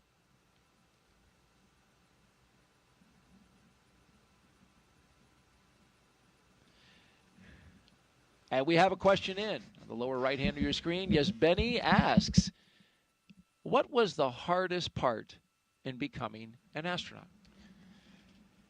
You know, I think that's a different answer depending on which astronaut you ask. There's so many things that we have to train to be able to do, whether that's, you know, operate high-performance jets, aircraft, spacecraft, or learn the engineering behind all the systems on board of those that keep us alive, to the medical support that you might need to be able to provide because you need to be the doctor for the crew. But I think for me, the single most challenging aspect was learning a second language at the age of 38. And, you know, getting selected, and the first day on the job, I started my Russian language training because to be on board the space station, you have to be able to speak English and Russian, regardless of regardless of where you come from. So, you know, Kimya, native Japanese, but he has to be able to speak English and Russian. Right. And so it's amazing how difficult it is if you didn't grow up learning a second language very young, how hard it is to rewire your brain late in life. Dragon, ready for seat rotation. Copy, ready for seat rotation. All other teams are ready, so we will be initiating seat rotation now. Copy. And so you're about to see those seats articulate upwards. This is their entry position, but they will now be articulated into launch position so that they are resting on their backs and able to see those screens just above them, just above the heads of the pilot and commander. You can see Zena Cardman currently touching some of the buttons in the screen on just ahead of her, the heads-up display. And there they go. Getting some waves from the camera person who is on the launch tower right before they back out and shut the hatch. Boots up. Yep, that position is important because when you're launching, you want to make sure that G-force is coming through your chest because it's easier for your body to handle. But then when you're landing and the impact of landing, you want to make sure that you're in that more upright orientation. It's all for crew safety. It does allow them to see the displays better. Dragon SpaceX seats are in the launch position. With that, you are go for Section 2, suit leak check preparation.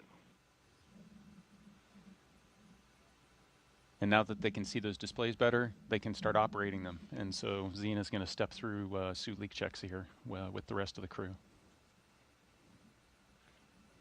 I did not know that they articulated them down for re-entry.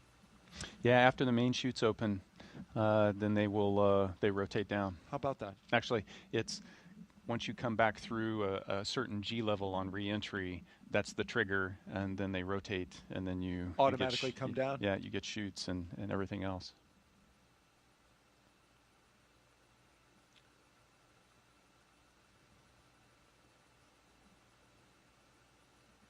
Now that we have Crew 11 seated inside of the spacecraft, we want to go back and hear the story of your first spaceflight, Nick, which was, to say the least, an adventurous one. One that did not end with you getting to the International Space Station, but rather an in-flight abort. This helps us underscore just how important safety is in this moment as the astronauts prepare.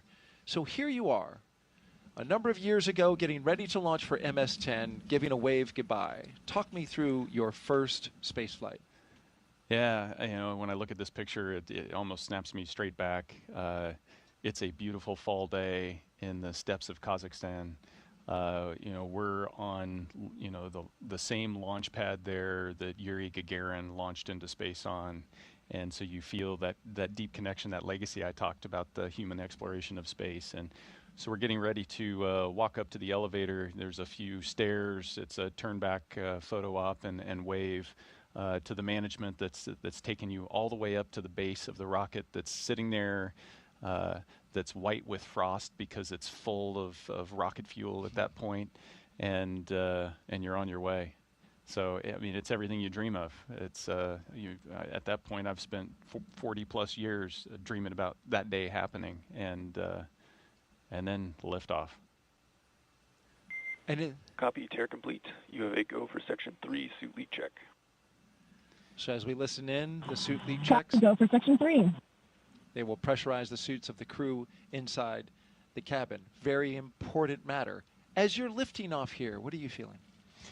In many respects, the feeling of the Soyuz lifting off the launch pad is very similar to Dragon. The rockets are about the same size. You feel just kind of this slowly increasing pressure of being pushed down into your seat.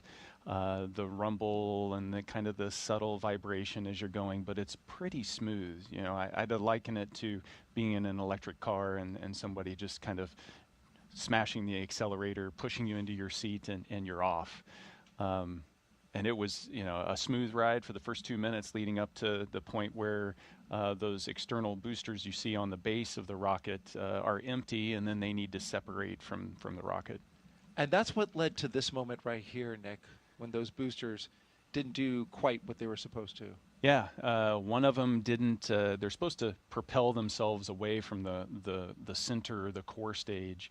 One of them that didn't do that and actually impaled the core stage, caused it to essentially disintegrate in that split second. So we're 30 miles above the Earth, going 4,000 miles an hour, kind of pointed straight up. As that happens, it tilts us a little bit, and in that second in which all that occurs, the launch escape system pulls us, my crewmate Alexeyev Chinin, the commander on the mission, and I, to safety. And that shot is the shot before. If we look back to that one, it's blurry because that's a screenshot from just how violently things were shaking. Yeah, inside. there was in that instant, the indications to us are a flashing red light, a sign, an alarm's going off, and then there's a little red indicator that says there's a rocket emergency, and then you're also being shaken kind of side to side for a second or so. And then it's peaceful because at that point we're going so fast, we've come off, we're just kind of coasting uphill in this slow tumble to the edge of space. And I can remember looking out as we got to the top of that trajectory and seeing the dark black of space and the curve of the Earth below and thinking to myself, well, we're not going to get there today. Just not going to make it. Yeah. And so, in the moment, you have those little moments where the reality of the situation pops out. now it's, it starts to set in, okay, what do I need to do to survive? And that's get back into the procedures. Right. And so that view we saw from looking up in the sky, your rocket is coming apart. You no longer can ride that into space. It's done. Now you're on the emergency systems. And you come down back to Earth. And that's you on the right, in the middle, right middle, hugging your wife. Yeah. And that looks like quite the deep embrace. Yeah, I mean, it's in the moment when you're responding, the training kicks in, you're able to compartmentalize all of the emotion of the situation. It's in the aftermath of that, that's less than 6 hours after we had launched, that we're back at the aerodrome there, and that's when the emotions, that's, you're human, that's when it comes out. And Katie had witnessed all of that and gone through that roller coaster ride at the same time, along with my kids and my family that were all there, with less information than I had, because I was going through it. There was, probably 20 minutes where she didn't know what the outcome was. Dragon, we see the same. Closeout team will perform final closeout steps and then exit the capsule. You can proceed to Section 4, side hatch close, and report when ready to close hatch. And just a quick note. Copy is proceeding Section 4, Wilco. We are still tracking the operations inside the Dragon Endeavor that you see there.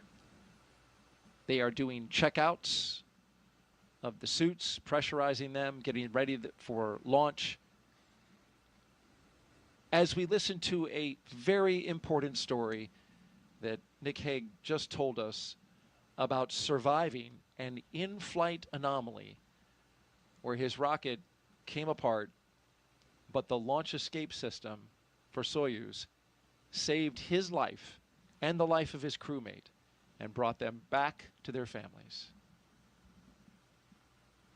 Yeah, the way you phrase that's important. The launch escape system.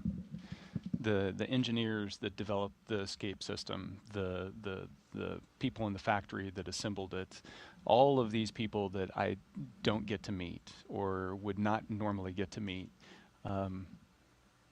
The space program, the human exploration of space, is built on trust. Trust in that everybody who's got a job is committed to being perfect in that job. And it's not just the crew that rides on top of the capsule, but it's everybody. And you never know when your decision, your responsibility, your action is going to be the one that saves the day. Absolutely, and that's why you often hear so many times the engineers uttering how important it is to get the job right, to do it right, to make sure everything is ready for launch. And this crew has their launch escape system. We will go through their checks, we'll check the health of it, and we'll also arm it for launch. Dragon, SpaceX, comm check. SpaceX, Dragon, loud and clear.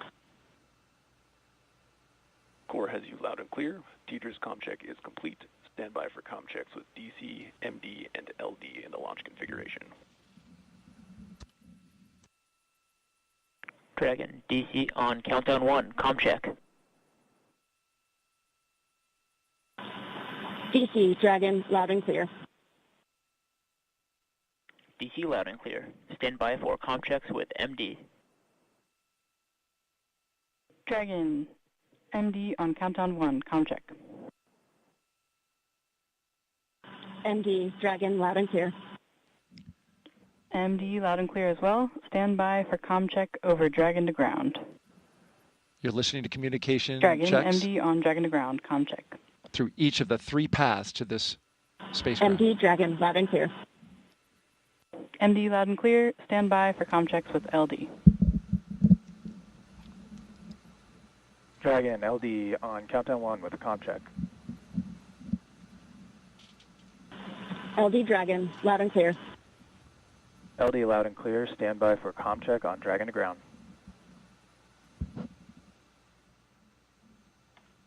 Dragon, LD, Dragon to ground, comm check. LD, Dragon, loud and clear. LD loud and clear. Dragon SpaceX, launch configuration comm checks are complete. Dragon copies, and crew are ready for side hatch closure. Copy, crew readiness for side hatch closure. Closeout team is taking final steps in prep for that closure, so stand by for that in a few minutes. The vehicle will then transition to pad hatch closed. Ensure all items are secure from now through launch. Dragon copies. Wilco.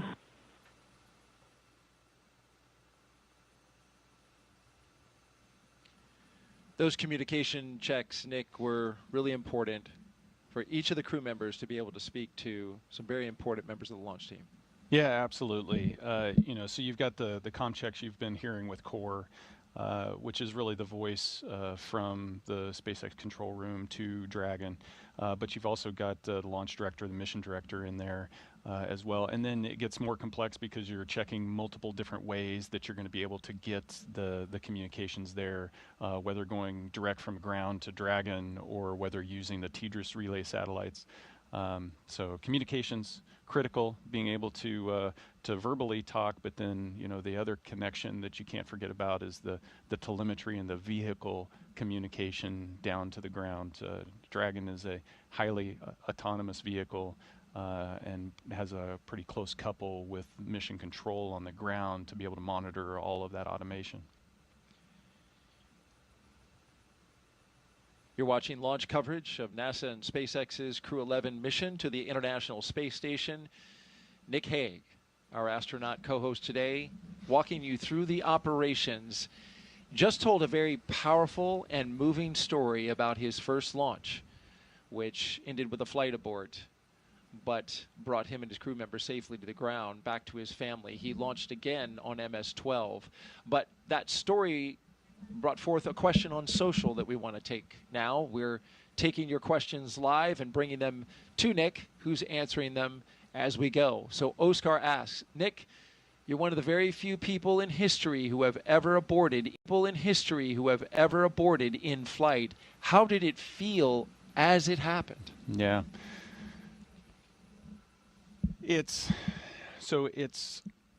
We spend so much time training for what to do when things go wrong.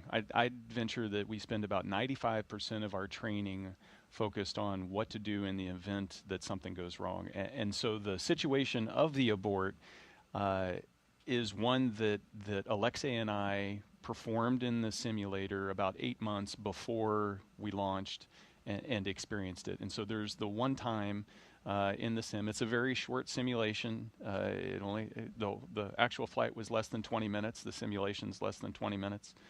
But we had run those procedures.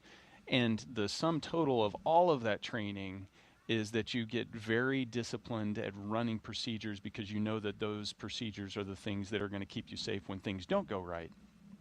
So in the moment, there is the oh boy moment when it's happening. The alarm's going off, the lights flashing, everything's kind of shaking, and it takes you a second or two to fully process exactly what's happening. And then there's I had the realization that if this was going to be a really bad day, it would have happened. So I've got a chance.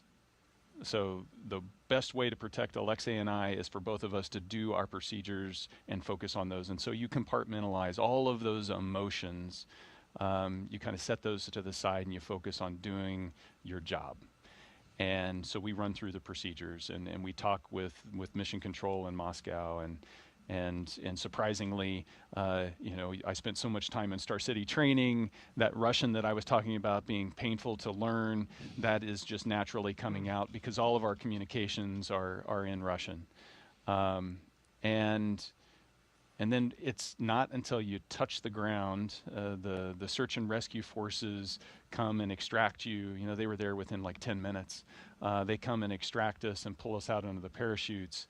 It's at that moment when your body can relax, you can stop focusing on all the things you need to do to be safe because you know you're safe, and then that's when shock kind of rolls over you. and your body just tries to process everything that happened.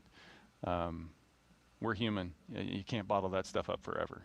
And so it was you could hear the waver in my voice when I called Katie and on the satellite phone and said, "Hey, I'm okay." I actually had to leave a voicemail because she had her phone off. Oh no. But we have that voicemail, and I've been able to listen to it, and it's pretty amazing. Wow. Thank you, Oscar, so much for that question. And thank you, Nick, for that beautiful answer.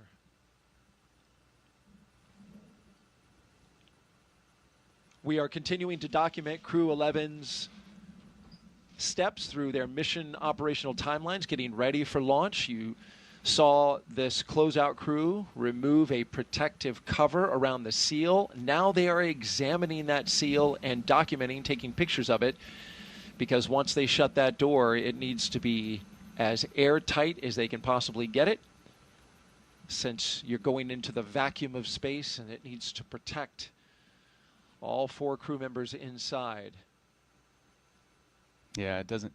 A single strand of hair across the seal can be enough to cause it to fail the leak check.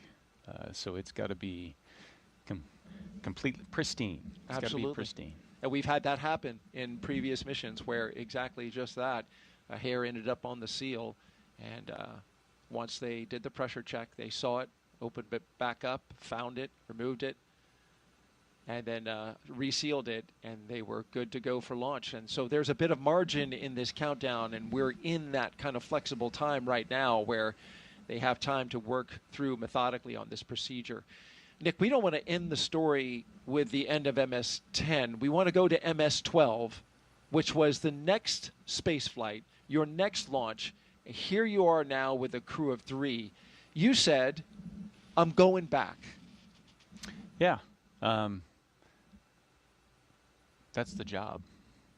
I mean, we explore because it's important, and so that doesn't change launch to launch to launch. The mindset to get back on top of the rocket isn't any different the first time than it is the second time, than it is the third time. It's, why am I willing to accept this risk? Why is my family willing to accept this risk? And it's because what we're doing up there is so important.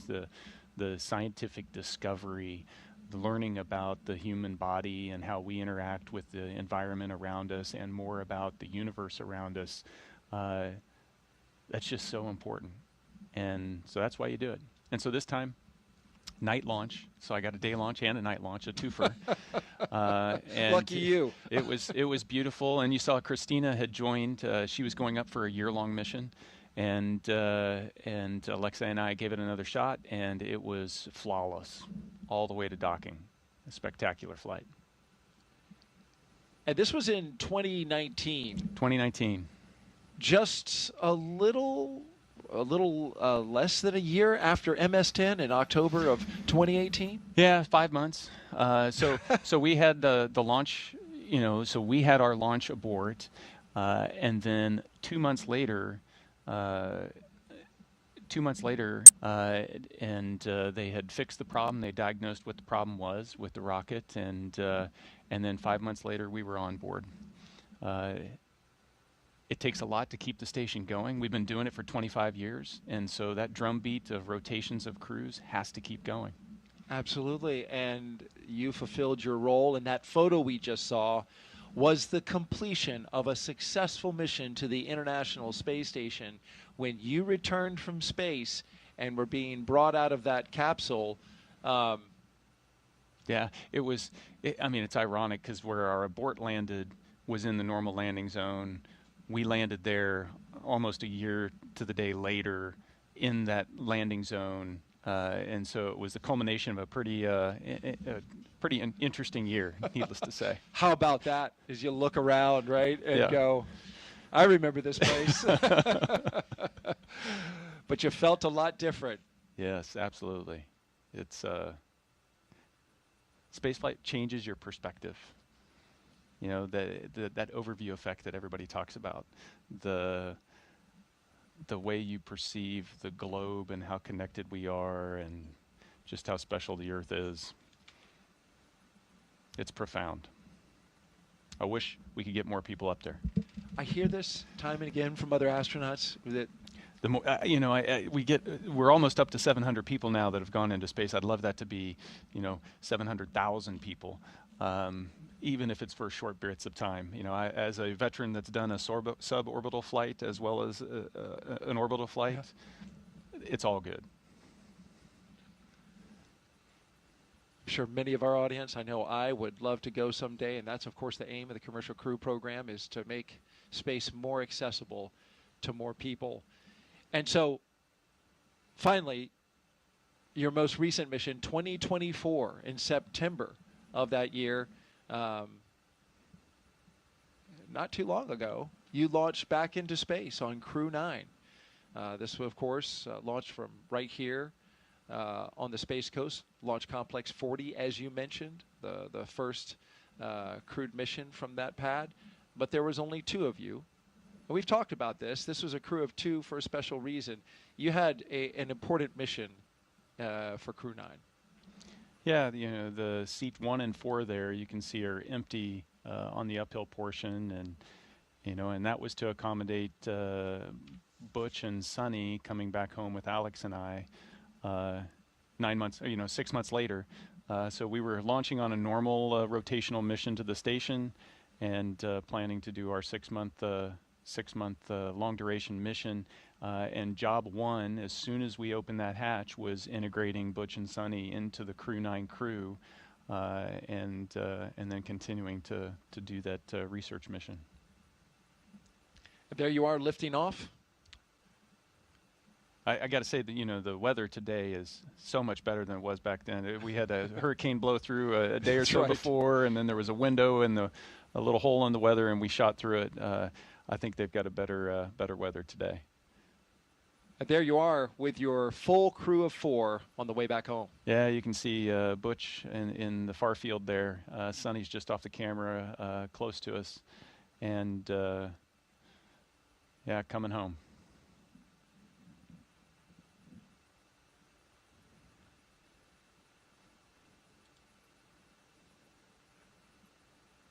A very successful mission, Crew 9, bringing back home Butch Wilmore and Sonny Williams. I imagine, did you have to kind of, wrangle Sonny out of that space station? She loves being in space. I think it's universal. I mean, you want to get home to see your family after being gone for that long. You want to get back to some of the things you miss about being on Earth, but you're also sad to close the hatch and to leave that environment up there that's just so special. You never know when you're going to get back, if you're ever going to get back, because everybody's future is, you just don't know, and it is just so, it just has such a huge effect on everything that you do, and you bring that back. And so missing out on being able to float around or look out the window, or, in some respects, it's see all of my, my crewmates. So I haven't seen Alex since right after landing. I haven't seen Alexei and Oleg since the station. And so you feel this sense of time passing and the moment ending. We are T-minus 2 hours and 10 minutes until liftoff of Crew 11, NASA and SpaceX's rotational mission to the International Space Station. In a little less than an hour, we are going to expand coverage with our friends from SpaceX joining our launch broadcast, and we'll come up on camera so you can see us, see Nick live in the flesh here as he steps us through the operations today all the way to liftoff and into orbit.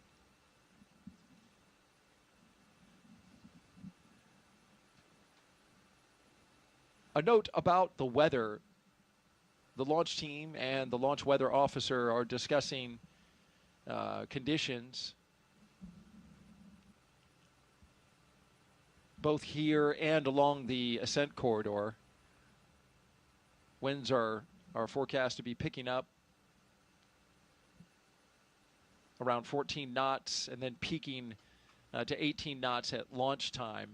So that is something that they're going to evaluate closely. The winds have to be within a certain range before they'll go forward with prop load, which of course is a very careful and delicate operation. It's automated for SpaceX, but when you start loading a rocket with propellant, a lot of care has to be given to external influences like the weather. Dragon SpaceX, we're commencing health check for launch escape system. You can expect a momentary flight computer state change, followed by transition back to pad hatch closed.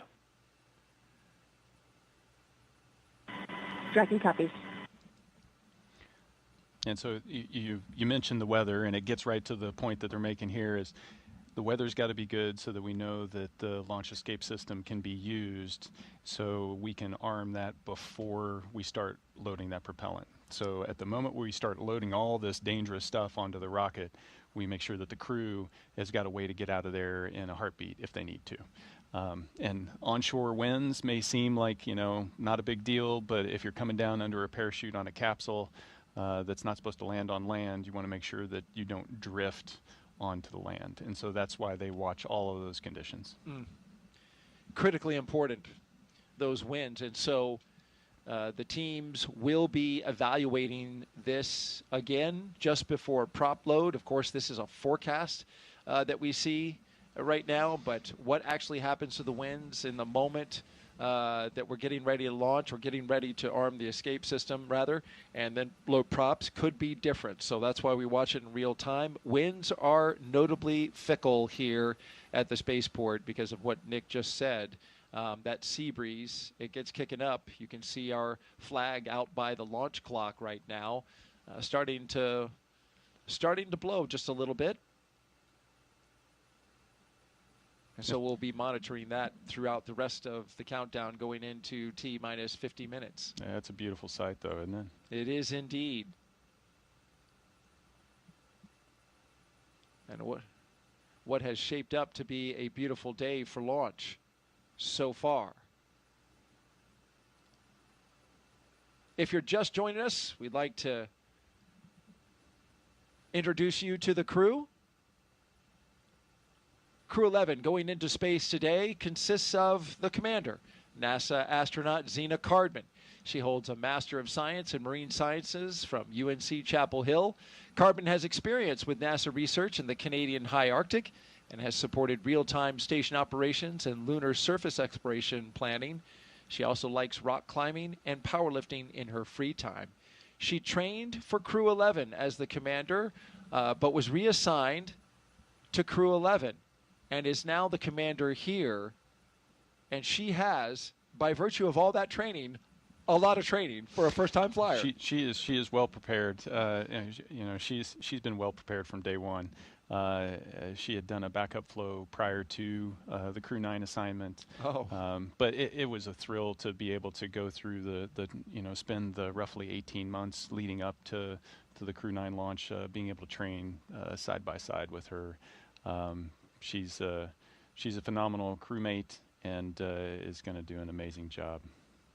Your Crew 11 pilot is NASA astronaut Michael Fink, a veteran of 3 space flights. Fink has completed 9 spacewalks, totaling 48 hours and 37 minutes of EVA time, and has spent 382 days in space. Fink is a certified pilot for Boeing Starliner and SpaceX Crew Dragon, as well as a co-pilot, flight engineer on Soyuz, and a mission specialist on the Space Shuttle. Fink enjoys spending time with his family, traveling, geology, and learning new languages. Unlike you, Nick, Michael Fink loves to learn himself a new language. We are completely different in that regard. No, actually, learning a new language opens up your appreciation for their culture and gives you a deeper understanding. And so even though it was one of the most difficult aspects of training, it's also been one of the most rewarding. I wanted so badly to learn a second language. I studied French. It did not stick, but I certainly appreciate those who can speak another language. But thank goodness for smartphones and apps that now translate for you. So I feel like I'm missing out on less. Yeah. Our mission specialists, let's get to them. JAXA astronaut Kimiya Yui is Crew 11 mission specialist number 1 with 142 days in space. This will be Yui's second trip to the space station. Yui flew as a flight engineer for Expedition 4445 and became the first Japanese astronaut to capture JAXA's H-2 transfer vehicle in November 2016. Yui was assigned as chief of the JAXA astronaut group. Yeah, and he had to learn English and Russian in order to fly to the station. So I guess this is the note that you need to give to all the kids that are listening. I want to grow up and be an astronaut. Probably the one thing you absolutely need to do is know 2 languages or more. Well, that takes me out. I said kids, Daryl. Okay. So you're saying there's still a chance? Mission specialist number 2 is Oleg Platonov. The Crew 11 mission specialist is Roscosmos cosmonaut Oleg Platonov. This will be his first trip to the International Space Station. He graduated from the Krasnodar Higher Military Aviation School of Pilots with a degree in engineering and military rank of lieutenant. He is married with 1 child and apparently is the comedian of the group. I think they all have a pretty good sense of humor. Yeah? Oh, yeah. And you see that expressed, even as they were just making their way out to the pad and up into the capsule. Lots of smiles, lots of laughter. We did see that as they were coming across the crew access arm earlier as they made their way into the spacecraft. T-minus 2 hours and 3 minutes and counting until liftoff of Crew 11. It's a long wait. Now they're strapped in and there's not much to do. And so you have time to reflect and think about all those, I guarantee you they're thinking about the things they need to do, but they're also thinking about all the people that helped them get into that seat. The training teams, the ops teams, everybody that supported them along the way. Their families, their friends, the ones that have been the support network to get them to this day. As Crew 11 reflects, we want to reflect on their destination, the International Space Station, one of the most extraordinary labs ever built. Here's a closer look now at how science happening up there in their destination in low Earth orbit is improving life for all of us down here on Earth.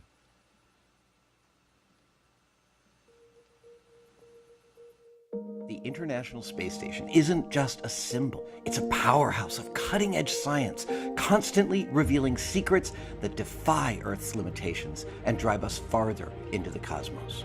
Our mission is research and science. We have experiments mounted on the outside of the station that are looking at Earth. We study our own bodies and how they react to space, to weightlessness, to radiation, and that helps not only us go on further in future missions, but also helps for medical research back home. And then we study lots of different things as well, like materials, combustion, all sorts of things that help us understand life back on Earth. Yeah! Microgravity doesn't play by the rules. It flips them upside down, transforming how liquids flow, how flames burn, and unraveling biological mysteries before our eyes. I saw some heart tissues beating in space, and it was incredible. Photon, we see that top one beating. Looks like happy heart cells. But we're not just along for the ride. We're explorers, diving headfirst into the challenge and harnessing the power of this unparalleled platform, just as we have been for decades. We're on a relentless quest for answers, seeking to understand the intricate workings of the human body in space and ensuring future crews stay safe on their daring journeys beyond Earth's orbit. The human aspect of human space exploration is always going to be very important for decades to come. And when it comes to technology, we're not waiting around. We're discovering new ways to grow crops in harsh environments and engineering innovations to tackle Earth's greatest challenges. We have amazing technology that allows us to recycle water and create water for us to drink. It's delicious. Microgravity isn't just a curiosity. It's a game changer in the fight against diseases back on Earth. paving the way for breakthroughs that benefit us all and enabling new economic opportunities in space. Welcome Axiom 3 on board the International Space Station. From our vantage point more than 200 miles above Earth, we are not just spectators. We're gaining unprecedented insights into the world we call home, and we're sharing our findings openly. We're not just achieving results today. We're sparking inspiration in future generations of explorers and embracing the power of global collaboration as we reach for the stars. What was your favorite experiment on the International Space Station? Toby, great question. My favorite experiment was the one that I got to eat. It was us growing hatch chili peppers in our plant habitat. Station Huntsville on 2, we have video in Node 1. Look at those chili peppers. And as we soar through space at 17,500 miles per hour, each moment is a step closer to unlocking the mysteries of our Earth, our universe, and propelling our pioneering spirit even farther into space. So come along for the ride aboard the International Space Station. Nick, you spent more than a year cumulatively of time on that International Space Station. When you think back to the things that you work on, what comes to your mind as some of your favorite stuff? Yeah, there's such a variety up there. Growing stem cells, doing gene editing, working with materials, trying to extrude fiber optics or 3D printing metal or organic tissue, trying to print organs, growing lots of different types of food, whether it's tomatoes or algae or lettuce. It's so fun to be in the middle of all of that, and it's hard to pick a favorite out of all of that. But it's fascinating. And what's been fun is looking from 2019, when I did my first expedition, to the most recent expedition, being able to see the growth in complexity of the science that we're able to do up there. When you first start doing things, you're like, I don't even know if it's going to work.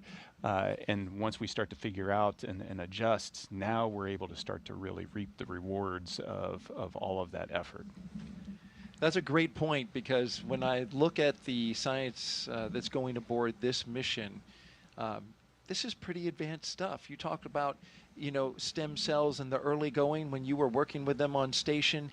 Now they're trying to figure out how to mass produce stem cells, which can be made at a higher quality and higher yield in microgravity, the environment that the International Space Station provides for scientists that you can't replicate on the ground. Yeah, we go there to ask questions that we don't know the answer to.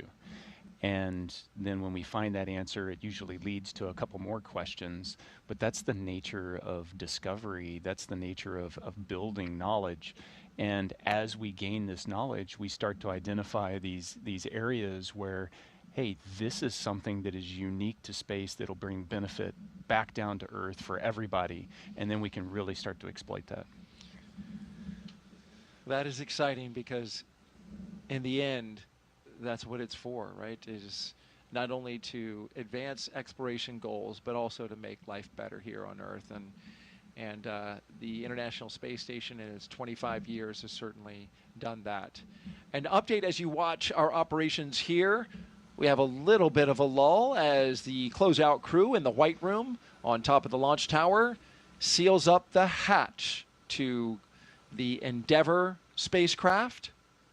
That side hatch is how the crew of 4 made their way into the capsule, and now it is the responsibility of the team that you see here to make sure that that door has a good seal, a good tight seal, before it starts to fly hundreds of miles per hour, thousands of miles per hour, and then tens of thousands of miles per hour.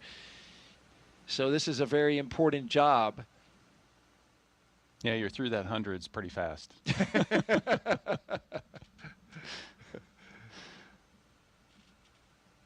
What's the ride like on the Dragon specifically at liftoff? It's smooth. Yeah. Yeah, it feels so smooth. Liquid propellant? Yeah, so you don't, like, I never got a chance to fly on the shuttle, but the shuttle was rough because of the solid rocket boosters. That's what everybody said. You don't have that, and the thrust level is a little slower here, so it also doesn't, like, throw you off the pad. It's a slow acceleration, but it's a constant increase in that acceleration that just keeps going until you get to, kind of the end of first stage. It's just super smooth. And then when the first stage is done, it separates, and then there's 5 seconds or so before you light the second stage engine, upper stage, and so you're weightless. And that was completely different than Soyuz, because Soyuz hot stages, and so you never have that period of weightlessness. And so you spend 5 seconds and you're like, okay, we're weightless. I'm ready for it to light. I want to make sure we get there. And then it continues on. And so it's a smooth ride all the way up. That second stage is a kicker, though, isn't it? It all starts slow. So the G starts, and then it slowly ramps up. So there's not too many jarring moments flying on a Dragon.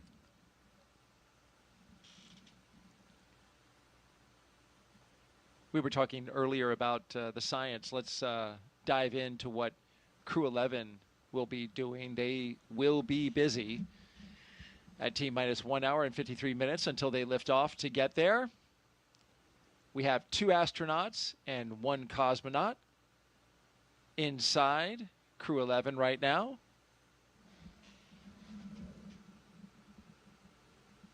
Inside of Dragon Endeavour, I should say, on top of a Falcon 9 rocket from Launch Pad 39A here at the Kennedy Space Center in Florida. This crew, of course, as you see them right here, headed to the International Space Station to help maintain this very special orbiting lab. Once on board the International Space Station, Crew 11 will become members of Expedition 7374.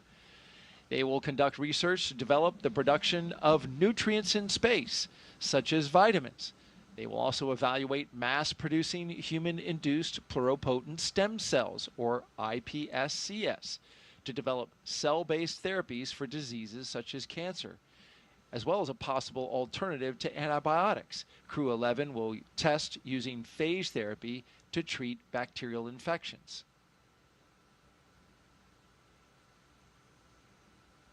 And these things are important, and you were telling me this yesterday when we were going over the show and prepping for the show, and I asked you, is an infection or a cut worse in space than it is on ground? And you said yes.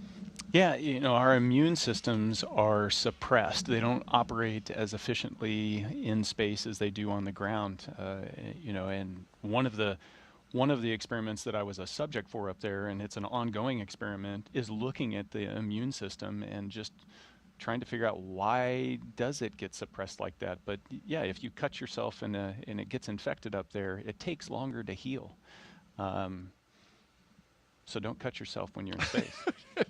I just wrote that down as my notes for when I fly one day. Yes. Pro tip. Pro tip.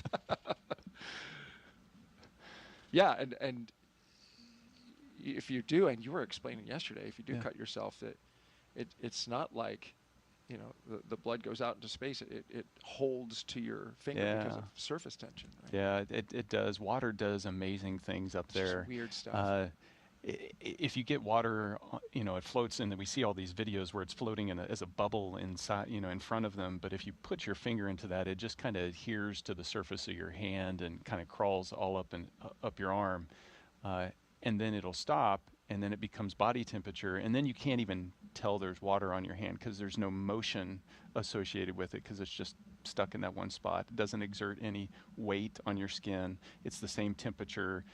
So you just don't even know it, and so you'll have water globs on you and just not notice until something gets wet, or somebody smells you if it's sweat.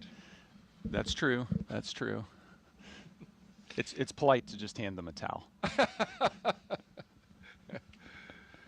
Team. All right, we're coming up on T-minus 1 hour and 50 minutes. So far, a smooth countdown. We saw Crew 11 at T-minus 4 hours. get suited up. They left the astronaut crew quarters about 20 minutes away from here, got into their Teslas, rode out to the pad after saying goodbye to their family members. Under security escort, drove by the vehicle assembly building on the way, which is housing currently a moon rocket scheduled for launch of that crew, a test flight around the moon in early next year. And then they made it to this launch pad 39A, where in a little under 2 hours they will lift off bound for the International Space Station with an instantaneous window of 12:09 and 24 seconds p.m. Eastern Time. We're keeping an eye on the weather. Locally, showing a lot of promise as it's a sunny day, a very hot July day here in Florida, as they typically are this time of year. But the winds have kicked up just a bit. You can see that in the texture on the Atlantic Ocean there. And the launch weather officer is monitoring winds, expected to increase right around the T0. So, as Nick pointed out earlier, that's an important criteria, a launch criteria that they have to monitor so that the launch escape system can operate properly. That would take them out over the Atlantic Ocean. Winds need to be in the right direction and the right strength in order for that system to operate correctly. We're also looking at launch weather here, or rather around the world, along the ascent corridor, where there are areas where, just in case, just like you, when you aborted, there was an area for you to go on land because Soyuz lands on land. With Dragon, you have abort locations along the eastern seaboard and then beyond? Yeah, you know, effectively it's all the way up the East Coast, and then kind of your last opportunity that you would need, because you'll be in orbit at that point any further on, is just off the coast of Ireland. And so we watch the weather, we watch the sea states. We make sure that, you know, if we needed to go and pick up a crew because they had to abort and they landed in one of those zones, that the search and rescue forces will be able to get into those locations, that the weather's going to be support that kind of operation. And so weather's a little more complex when it comes to spaceflight. You've got to take a global perspective and prepare for all those different contingencies.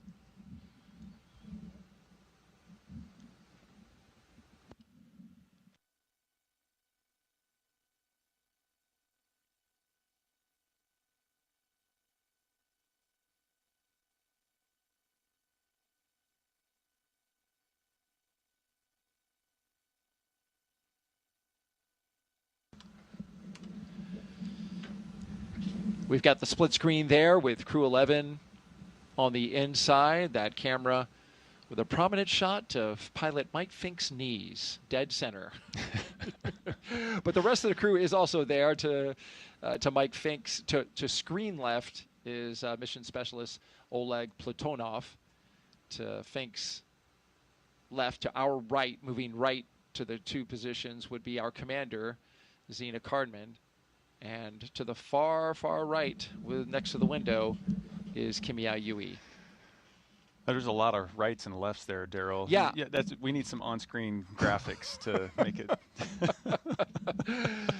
Yes, I think you're right about that. And so after you're done here today, we will be drafting you into our production team. Oh, okay, great. Nick. We could use the help. No, we've got a great team that does a great job, but I do appreciate that. You know, you can make out below the crew cargo. Ah, yes. Yeah, so there's cargo supplies for them, but there's also science that they bring up, as well as survival equipment. So there's 3 pallets that are below those 4 seats that are chock full of gear. And the red one is like, that's like first aid kit, possibly? Your red one is the life raft. Life raft, okay. Yeah.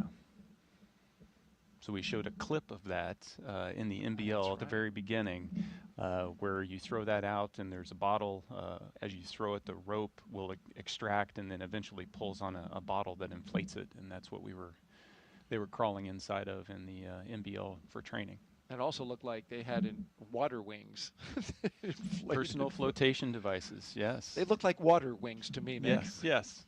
we train for that kind of thing. So it's a standard you have to meet to be able to, all of you, go from this configuration they're in right now to put on the personal flotation device and get out of the capsule in 90 seconds.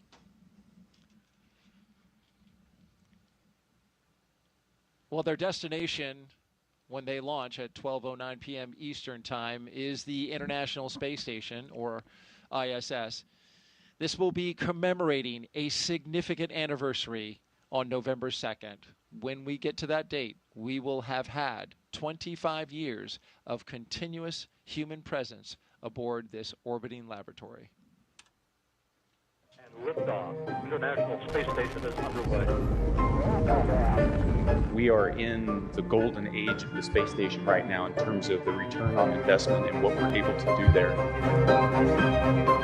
One of the great legacies of the space station is not just going to be science, but very importantly, the international cooperation. This is perhaps most prominent, international cooperation for exploration.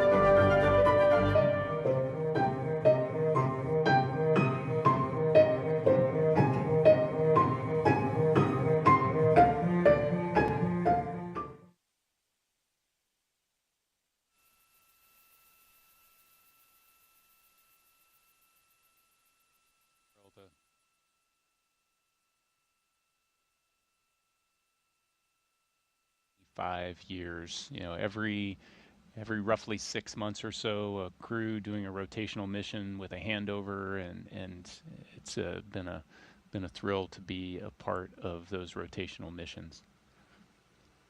To be able to just watch the evolution of science and see how we're learning how to really utilize the laboratory to its full potential.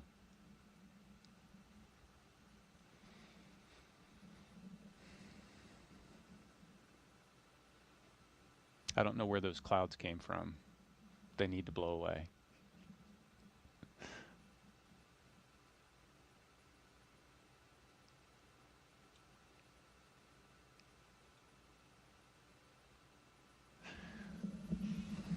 So the crew's sitting in there, T-minus 1 hour and 42 minutes. This is the moment where crew is sitting in there and you don't have a lot to do except reflect. The next big events are when you arm the launch escape system at about 45 minutes, T-minus 45. Prop load will start about T-minus 35. That's when there's activity and you start to bring in focus. Now it's a time-honored tradition in spaceflight to have to endure long moments of waiting for big things to happen.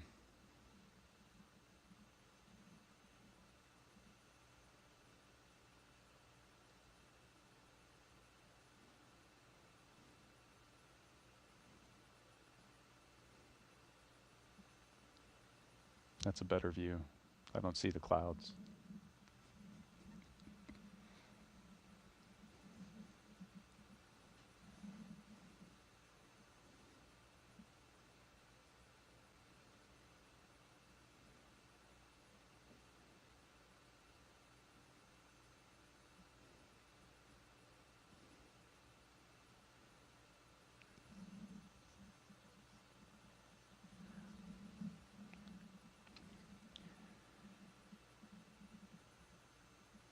And right now, I'd like to hand it over to Mission Control. The team at Johnson Space Center is tying in with us. How are you guys doing? Hey, Nick. Hey, Daryl. We're doing good over here. This is Mission Control Houston in the International Space Station's Flight Control Room at NASA's Johnson Space Center. The team continues to prepare for launch and is being led today by Flight Director Scott Stover. Today, we will be launching the 11th rotational crew mission to the International Space Station under the agency's commercial crew program. Following Crew 11's arrival, the space station will have a total of 11 crew members represented by 3 different agencies aboard for just a few days. Once on board, Crew 11 will go over a brief handover period and procedures with the off-going Crew 10, including a safety briefing and orientation, and then the new crew will jump right in to help advance scientific knowledge and demonstrate new technologies. After a few days of handover activities, the members of Crew 10 will prepare for their undocking and return to Earth. Direct handovers between crews allow for continuity of the activities and helps to ensure a continuous U.S. presence on the space station, which is about to celebrate 25 years of continuous presence in November.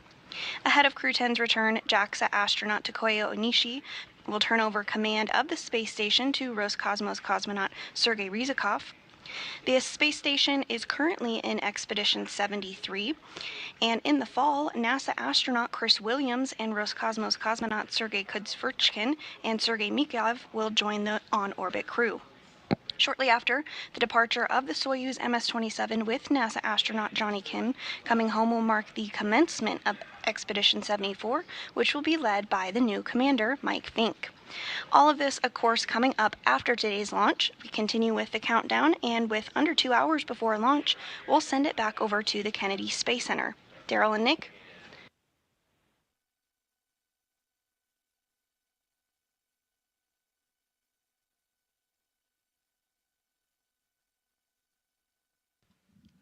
Thank you very much, Sandra. Back here at the Kennedy Space Center in Florida, T-minus 1 hour and 38 minutes and counting until liftoff of Crew 11 aboard a Falcon 9 rocket.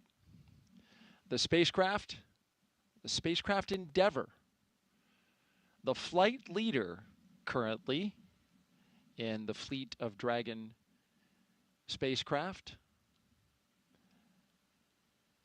It is a lovely day here in Florida.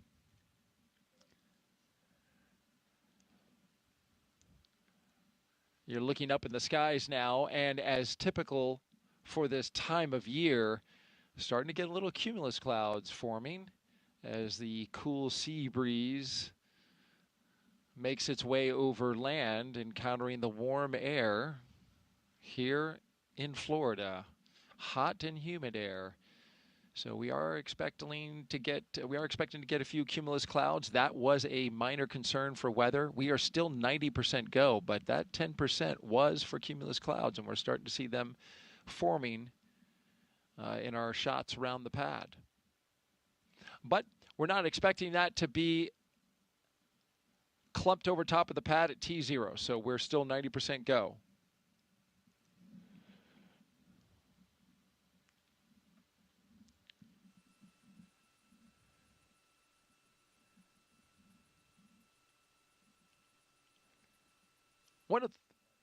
One of the first things Crew 11 did, they came together as a team and they designed this patch that you see here. This is a tradition for all spaceflight missions, human spaceflight missions, and science missions. You design a mission patch. And this is the one for Crew 11. The colors of this patch, celebrating the 3 nations they represent. And the 3 stars that you see there, the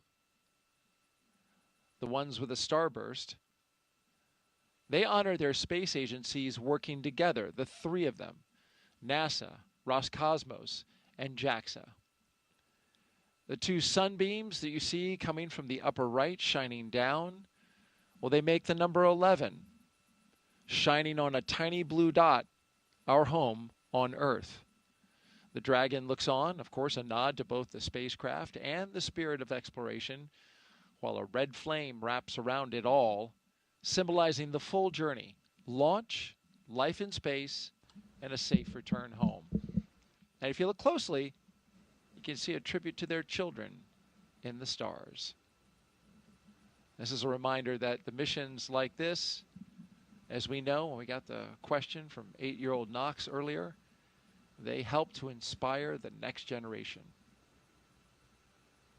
Appreciate all those young folks who get the bug for space knowledge and to learn about space and exploration, which requires a good foundation in STEM, science, technology, engineering, and mathematics. Yeah, it all starts with education. I think kids grow up, children grow up inherently curious. I mean, we've been there and we've asked why, and we've all been in the position where we've had, someone sit there and just continue to ask why.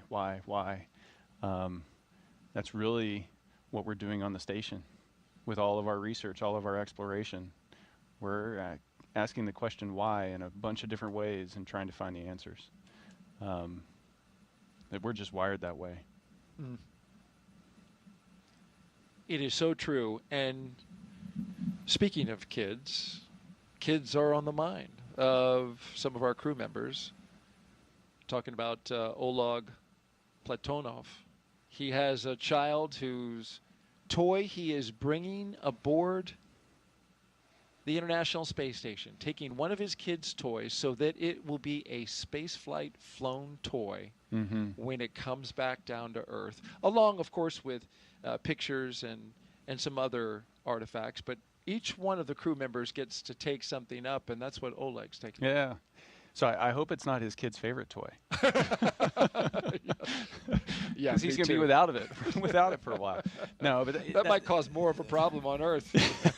But it's something absolutely that Oleg's child's going to just cherish the rest of his life, and having the opportunity to bring up little things to be able to give as mementos to friends and family is huge.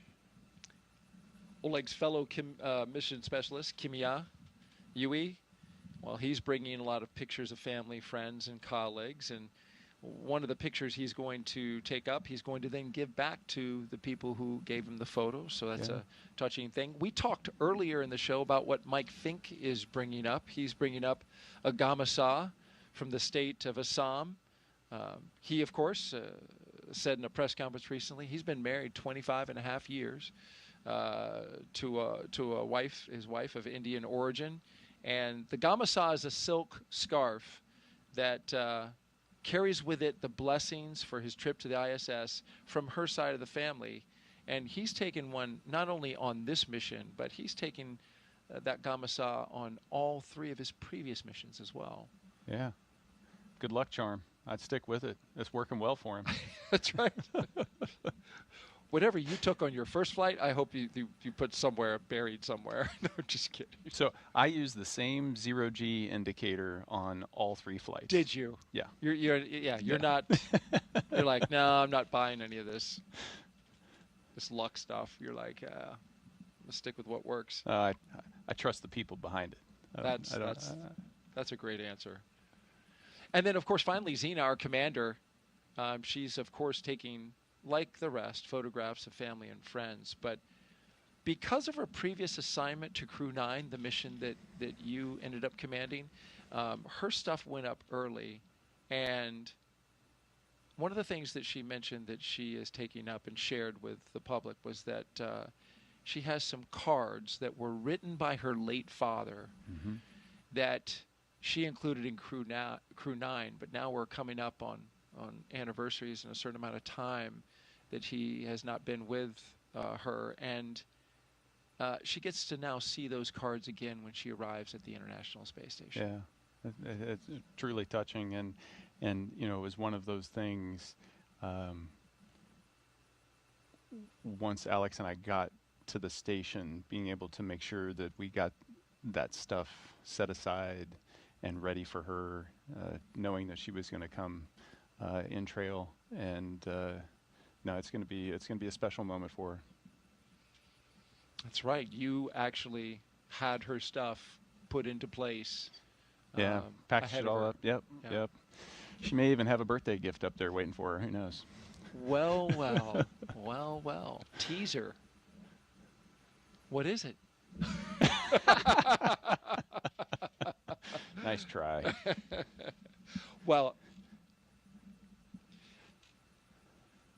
it'll be up to her on whether she shares it or not, but we'll stay tuned. We will stay tuned. Yeah, but those things show you that it is a very human endeavor. We're not just launching satellites into space. There's this exploration aspect, but there's this layer of humanity over the top of it that's so important, and all of these little gestures just bring that to light. We are currently 1 hour and 30 minutes until liftoff of Dragon, flying Crew 11 to the International Space Station. There you see Endeavour, the capsule at the very top. 6th flight today for that capsule. The number of historic flights that it has under its belt, beginning with Demo 2, and then going on to Crew 2, Axiom 1, Crew 6, Crew 8. Long history with CCP, the Commercial Crew Program, which has a fond place in the hearts of the folks who work for CCP for this spacecraft. Spent a lot of time reviewing data and examining it, getting it ready for each flight that it flew for NASA. It's a workhorse. It is, and as you know, spaceflight is hard on equipment. So those checks, an examination of the data, and looking over the critical systems is an important part of making sure that that capsule can continue on. It's currently at its 6th flight, but these spacecraft were only certified for 5. CCP did a recertification, moving it up to 6 flights. Ultimately, SpaceX would like to fly these capsules 15 times. And they say that they have systems that are ready for 15 times reuse. Commercial Crew Program is currently reviewing and looking over the data to determine how much more of the systems need to be reviewed in order to certify it for those additional flights. But that's exactly it. That's the goal here, is to make these spacecraft and rockets reusable, bringing down substantially the cost of spaceflight. Yeah, and hopefully opening space up to so many more.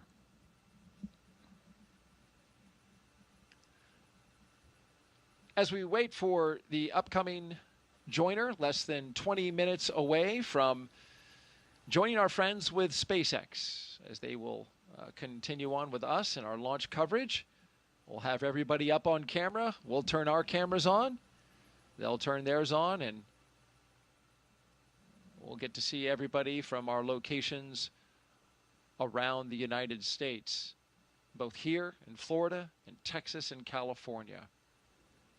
Let's talk a little bit more about the science, in particular what Crew 11 is going to be working on.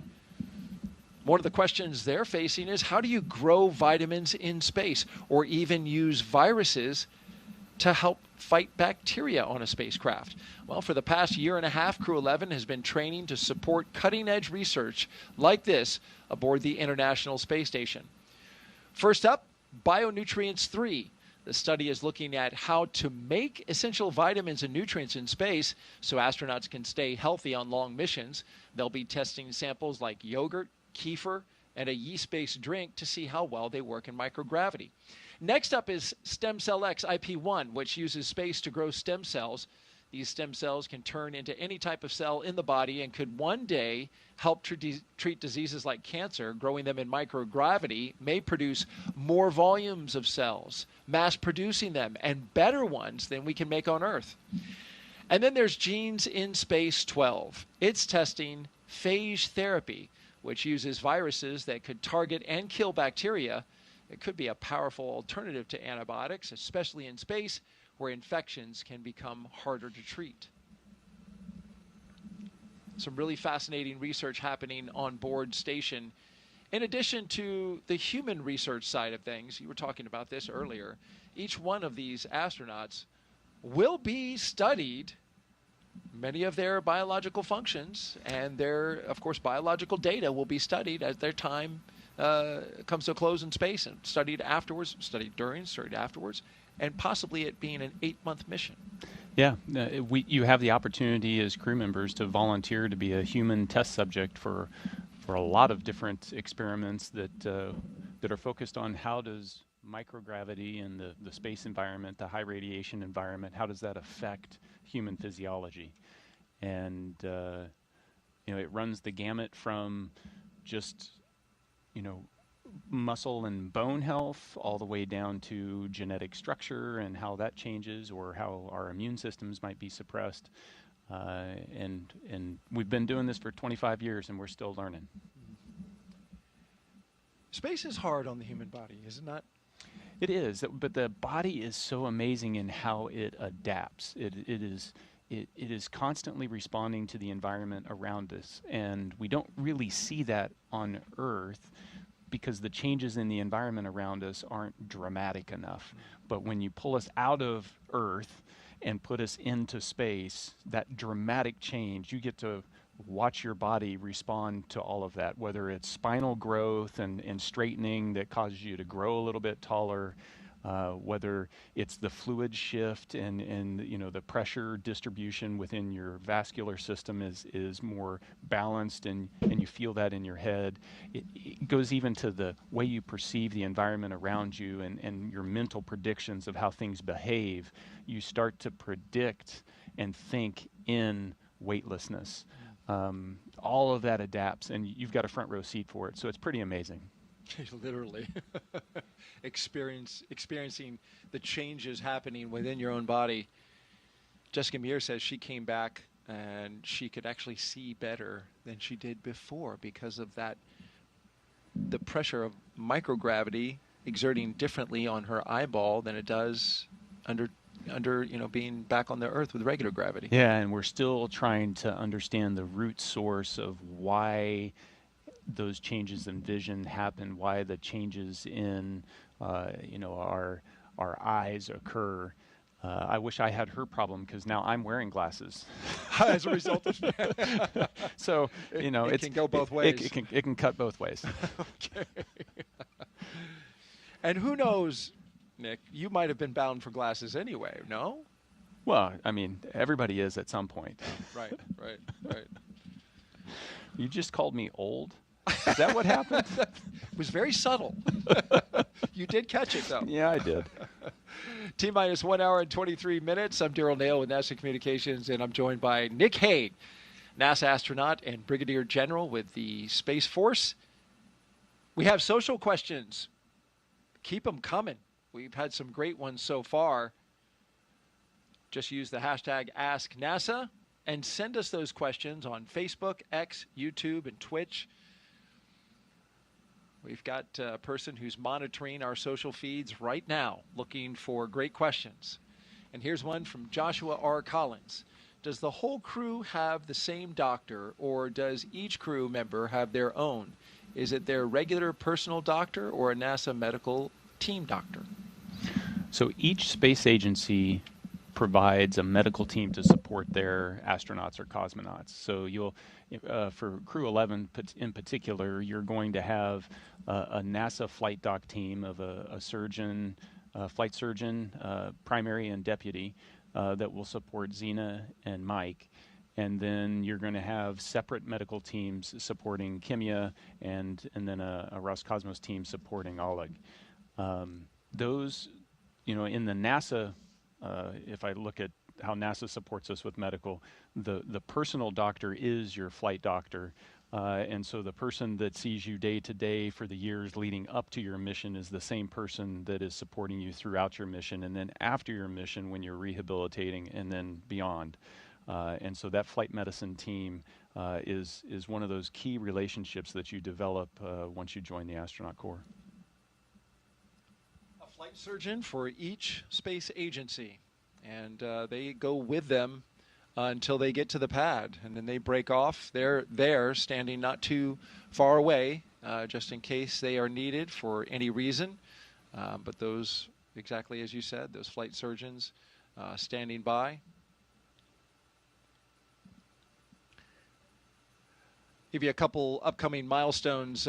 T-minus 47 minutes. We're going to get an LD brief. That's from the launch director at SpaceX, and we're monitoring weather conditions along the abort corridor. Also keeping an eye on the winds here locally. They picked up a little more than were initially forecast. At T-minus 1 hour, just about 20 minutes from now, the closeout team will depart the pad. That was the team that was getting the crew all ready inside the spacecraft and then sealed up the hatch. They will depart. It'll just be the crew out there on the pad.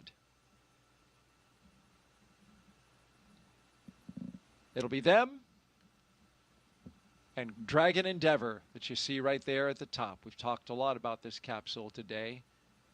It's taking its 6th space flight. Since its first flight in 2020 for Demo 2. SpaceX's Endeavour Dragon has been a workhorse for NASA's Commercial Crew Program, flying mission after mission.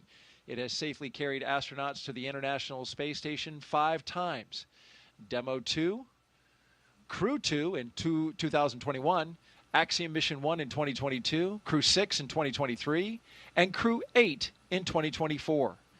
In all, Endeavour has flown 9 NASA astronauts, 3 space tourists, 2 Roscosmos cosmonauts, 1 retired NASA astronaut, 1 ESA astronaut, and an Arab astronaut from the UAE to and from the International Space Station.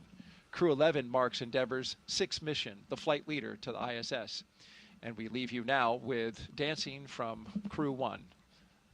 Apparently choreographed as well. Look at that. Yeah, they had their act together. What choreographed dance moves did you do, Nick?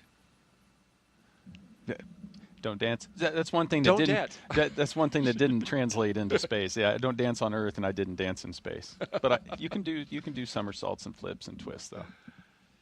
Yes, especially as you're zipping around that space station. I mean, it's fun. Yeah, oh man, it's like, it looks like it. Every dream you had as a 5-year-old of flying around, and you get to do that every day. I used to dream that as a kid so often that I could just flap my arms and fly. Yeah. It was a recurring dream that I had, and sometimes I woke up really actually believing that I could fly. I can imagine when you're on the ISS, you wake up and it's like you get to just do it again day after day. Yeah. It's real. That dream is real. It's your new normal. Yeah. And you just have fun with it. You float over and grab your drink bag to rehydrate your morning coffee, and you can do a backflip between that and the water dispenser, and you just play with it. You know, you don't need to use utensils to eat. You can just put the food out in the air in front of you and pretend like you're in an aquarium.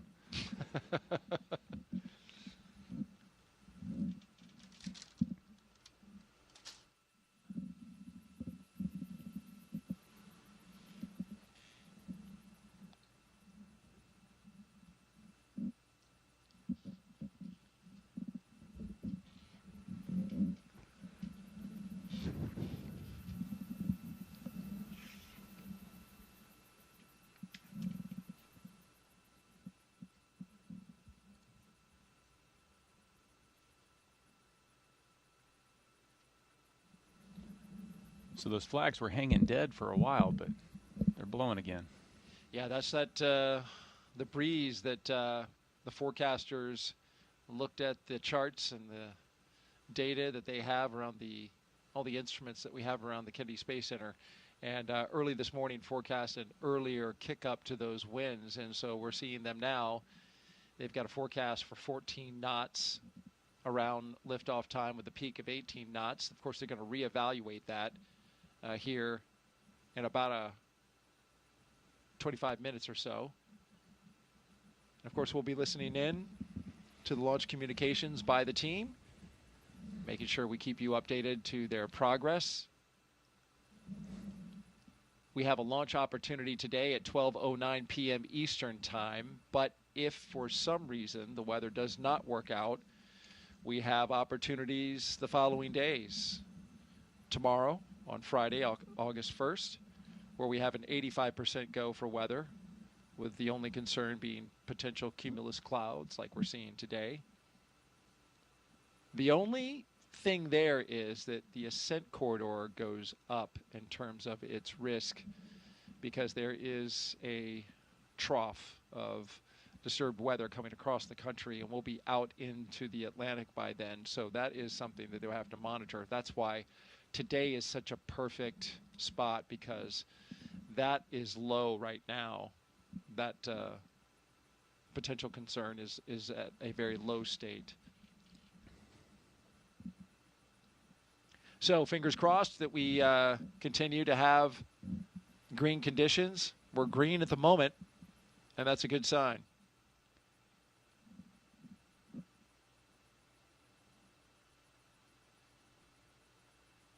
We're T-minus 1 hour and 15 minutes until the liftoff of Crew 11 on a Falcon 9 rocket to the International Space Station. Thank you for joining us.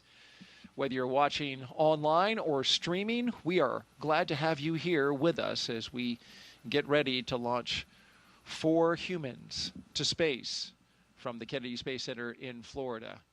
Crew 11 will be the latest crew to fly as part of NASA's Commercial Crew Program, which uses private companies to transport people to and from the orbiting lab from U.S. soil. Those people, NASA astronauts, like the one sitting right next to me right now, Nick Hague. It's been a great countdown so far. Weather is 90% go. Got the excitement picking up as we draw closer to our T0. At this point, Nick, the crew has had, as you mentioned earlier, a lot of time to reflect. But the activity is going to start picking up. Yeah, everything, it's an instantaneous launch window, and so you have to start backing up from that of the things that need to be done. And the big one is right now they're sitting on a rocket that's empty. So they're not going anywhere unless they put some juice in the rocket. So that's going to start around the T-35 time frame.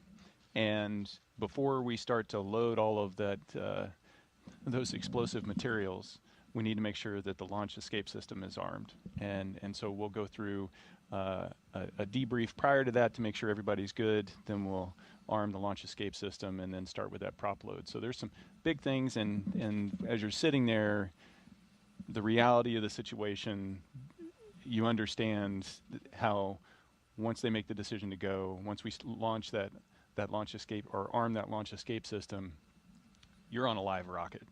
And if something goes wrong, the system can make a decision that it's going to automatically pull you to safety. And it's designed to do that. You want it to do that. But you also realize that, in a fraction of a second, you could be in a very different situation than you are right there. You would know that well, as your mission had an in-flight abort in 2018 while flying Soyuz MS-10. But that launch escape system worked perfectly and brought you and your crewmate down safely to ground, to your family. And you dusted off your boots, got back on 5 months later, and successfully got into space on MS-12.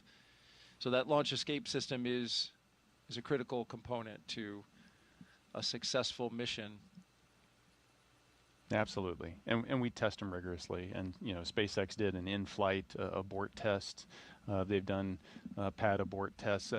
They've shaken this system out to make sure that when you need it, it'll be there for you. This will be a 38.8-hour transit from the ground here at Kennedy to docking to the International Space Station. So the crew that you see there, I hope they have some audiobooks and some movies. Well, that's a long time. There's an opportunity. There are 2 windows, and there's a heck of a view out there. No doubt. And but they're not going to spend 40 hours strapped into seats like that. After they get into orbit, once the nose cone opens and they're kind of clear of the second stage, the upper stage, they'll be able to unstrap and take those suits off. They'll dry them out and put them away, and then they'll be essentially in short sleeve shirt, pants, and it's a pretty comfortable, spacious place to hang out in. And they'll be camping in Dragon for 40 hours until they get to the station. A few hours before they get to the station, they'll have to get back in the configuration that you see them here, do their leak checks with the suits, all stuff very similar to actually getting in the capsule on the launch pad. Is it roomy in there? It doesn't look roomy from this shot, but I know there's a lot more to Dragon than what we're seeing right here. Yeah, it is quite roomy. There's a whole bunch of volume, and when you're in space, you think about floating, you think about volume and not necessarily surface area, and so the volume you don't see is above the displays. You can fit a couple people up in the space on the top of the screen that's off screen that you just can't see. And then down by the cargo underneath their feet, there's a whole bunch of space down there. So those footrests you can take off, kind of stuff them under the seats. It creates this nice big volume. You can pull out your food and your drinks. You can stick things to the walls. And, but it's like camping in a SUV. There's room, but you're still in an SUV. And you got to communicate, like, hey, excuse me, can I get over there, or can I get around you? And yeah, let me put up the privacy curtain. I have to use the restroom. You're looking at a live view of Crew 11 at Launch Complex 39A at the Kennedy Space Center in Florida. Stay right here. In just a few moments, we'll be expanding our live launch coverage.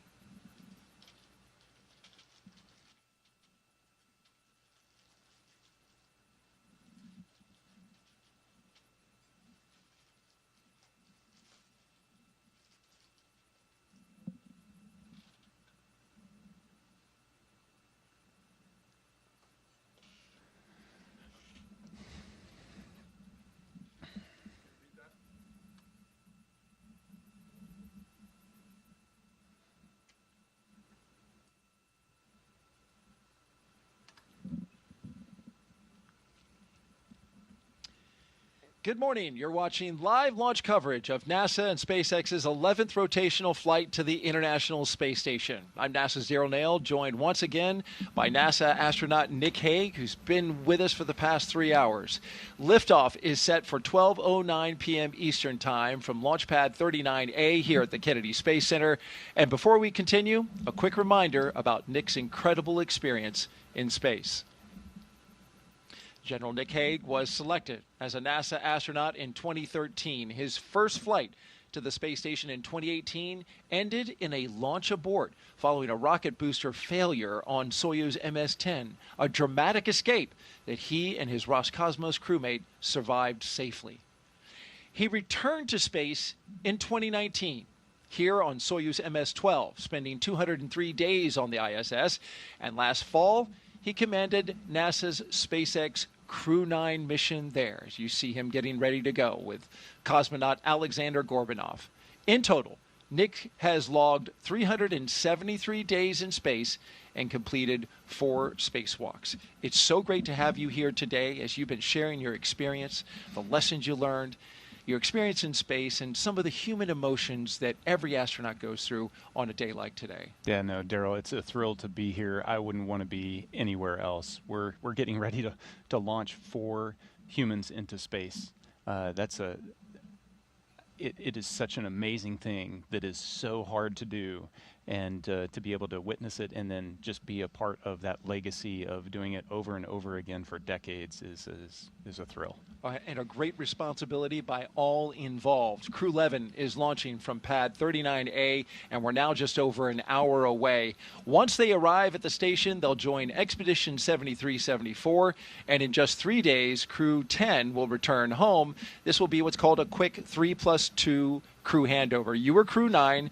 You get a little time with the crew that's coming up, and it's important time. It is, because you're living on the space station, so you train for how to work all the systems, but the real living aspect of it is something that you can really only do in microgravity, in that weightlessness, and it really is something that you try to maximize. All right, let's take you through Crew 11's launch day preparations so far this morning. Nick Hague has been with us throughout. After waking up and grabbing a bite to eat, the crew suited up inside the historic crew quarters, a tradition that dates back decades. SpaceX teams helped them into their custom pressure suits, and just like the other crews before them, they gathered around a table for a card game to burn off any lingering bad luck before launch. After that, they followed in their footsteps of every NASA astronaut since Apollo 7 in 1968, walking out to greet a crowd of family, friends, and supporters with a big wave. Then it was into their Teslas for a security-escorted ride out to Launch Pad 39A, a 20-minute journey filled with anticipation as they drove up with their rocket in sight. Once there, they looked up, got a close-up look at the rocket, walked through the crew access arm, and climbed into their spacecraft. And now, there they are at the top of this rocket, inside that Endeavour capsule, and they are awaiting the next big milestones, the fueling of the rocket and the arming of the launch escape system. Throughout the broadcast, we are taking your questions to Nick Hague. Just use the hashtag AskNASA on the platforms Facebook, YouTube, X, and Twitch. We really want to hear from you. So send us those questions. He's got answers, and he's got good ones. Also, if you're watching YouTube, be sure to refresh your player or browser so you can join our live chat. At this time, we are expanding our coverage to include our partners at SpaceX. So let's welcome in the SpaceX and NASA commentators joining us live from Hawthorne, California, home to the SpaceX mission team. Welcome aboard. Thanks, Daryl. So excited to be joining you and Nick Hague here and Joseph. I'm Somi Srivastava, a certification engineer here at SpaceX. And I'm Joseph Zakshevsky with NASA Communications. And you're absolutely right. It's a thrill to be here today and exciting to be joining you again from Mission Control here in Hawthorne as we count down to liftoff of Crew 11 just over an hour from now. Crew 11 is our 11th operational mission with SpaceX, flying astronauts for long-duration missions to the International Space Station, and the 12th as a part of NASA's Commercial Crew Program with SpaceX. Crew 11 has 2 first-time flyers on board, as well as a veteran NASA astronaut and a veteran Japan Aerospace Exploration Agency, or JAXA astronaut, making their return to microgravity.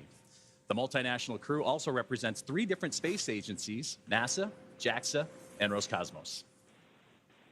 Today's crew will fly aboard Dragon Endeavour, which was the first operational Dragon to carry crew on board during SpaceX and NASA's Demo 2 mission in 2020 with astronauts Bob and Doug. Endeavour has been pretty busy since then, having also flown NASA's Crew 2 mission, AX-1, and NASA's Crew 6 and Crew 8 missions. This will be the first Dragon to fly 6 times. Overall, for the Dragon fleet, this will be Dragon's 49th visit to the space station and its 19th human spaceflight mission overall, and the 5th Dragon flight just this year. Now, over the last 3+ hours, Crew 11 has been going through all the detailed process of getting ready for their mission, as you've been following along with Nick and Daryl from the Cape to the International Space Station. So let's introduce you to the crew. In the commander's seat is NASA astronaut Zena Cardman, who will be conducting her first spaceflight. She holds a Master of Science in Marine Sciences from the University of North Carolina, Chapel Hill. Cardman has experience with NASA research in the Canadian High Arctic and has supported real-time station operations and lunar surface exploration planning. Now, to the next of Zena is going to be pilot Mike Fink, a veteran of 3 space flights. Fink has completed an impressive 9 spacewalks, totaling 48 hours and 37 minutes of the time spent outside the orbiting laboratory. And he's also spent a total of 382 days in space, and Fink is certified pilot for the Boeing Starliner, as well as SpaceX Crew Dragon, a part of the NASA's Commercial Crew Program, as well as the co-pilot and flight engineer on Soyuz, and a mission specialist on the Space Shuttle, STS-134, that was Space Shuttle Endeavour, and fitting that he flies on Dragon Endeavour today. Serving as a mission specialist, or pardon me, Sonia, serving as a mission specialist is going to be Japan Aerospace and JAXA astronaut Kimi Yui. Yeah, and today's flight will be Yui's 2nd trip to the space station. He was selected as an astronaut by JAXA in 2009 and has logged 142 days in space. And to round it all out, Roscosmos cosmonaut Oleg Platonov is also serving as a mission specialist and was selected as a cosmonaut in 2018 and will be making his first space flight today. Now, as we get closer to 1 hour away from liftoff, let's take a look at what's going to be happening with Crew 11 once on board the International Space Station. Crew 11 will briefly become members of Expedition 73 and then Expedition 74 in the fall. Following departure of Soyuz MS-27 spacecraft, that's when the expeditions will change over, and that departure will feature NASA astronaut Johnny Kim.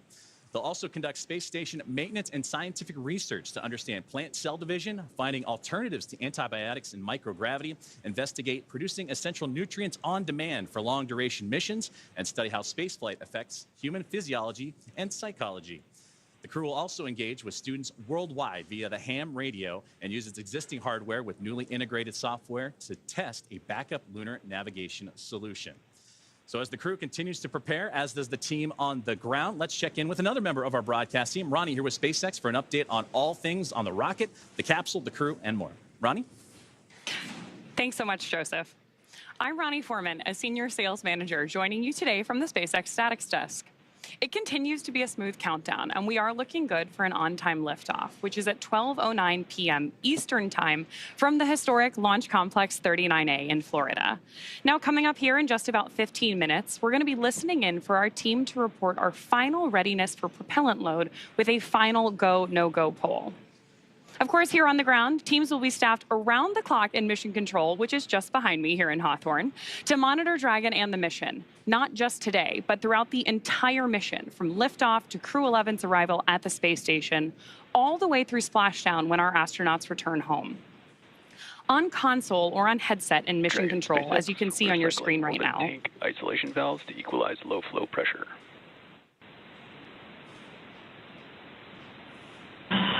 Dragon copy.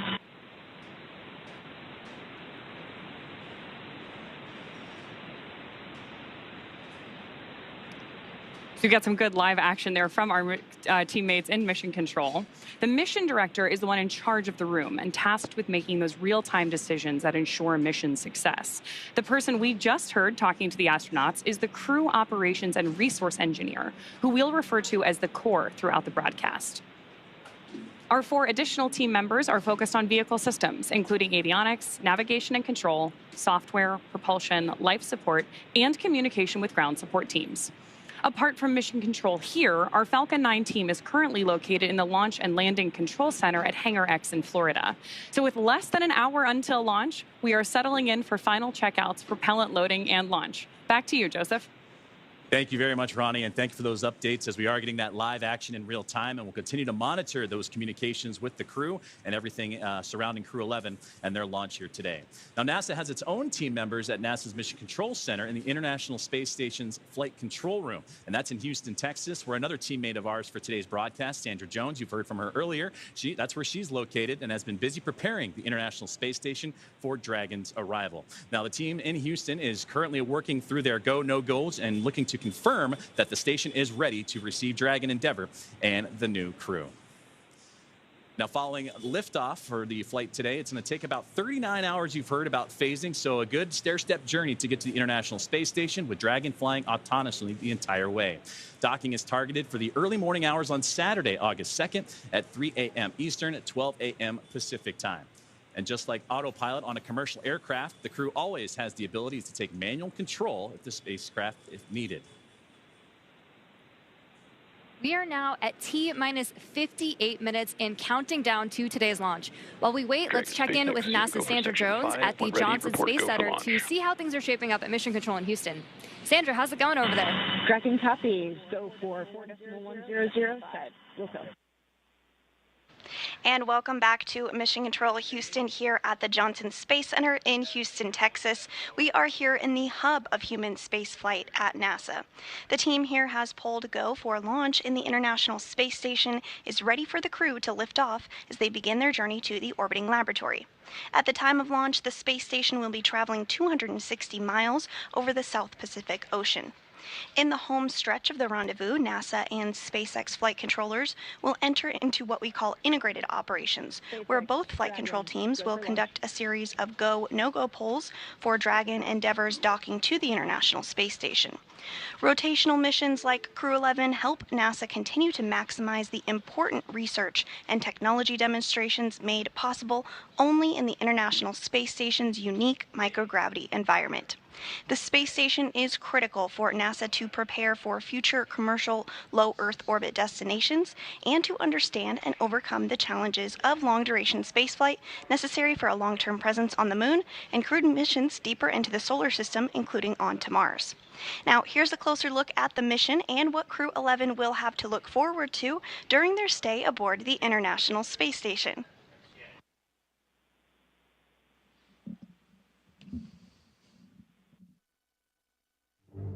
International Space Station, one of humanity's greatest accomplishments so far. 15 countries working together and adding more all the time that have helped plan, build, and fly the International Space Station. And it just shows what human beings can do when we work together. As Crew 11, we are about to launch on board a Dragon spacecraft to the International Space Station. We are actually continuing an ISS mission almost a quarter centuries. Right now, crew members are working very hard on the ISS, so we got that result, and actually we do more researches, then pass that information to Crew 12. Конечно, исследования на Международной космической станции, как я считаю, они очень важны, и они являются ключевым звеном в развитии технологии, науки и всей цивилизации. И все самое лучшее из космоса всегда приходит рано или поздно на Землю в виде новых открытий, новых приборов, возможностей и технологий.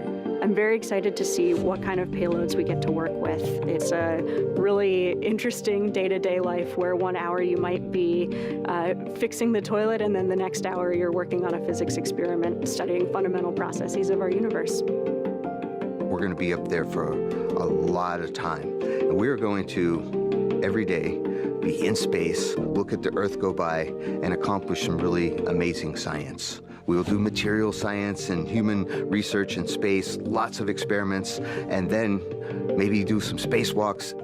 It's a really fun crew to be on. We're going to enjoy every moment, and we're going to help each other to be successful and accomplish our mission.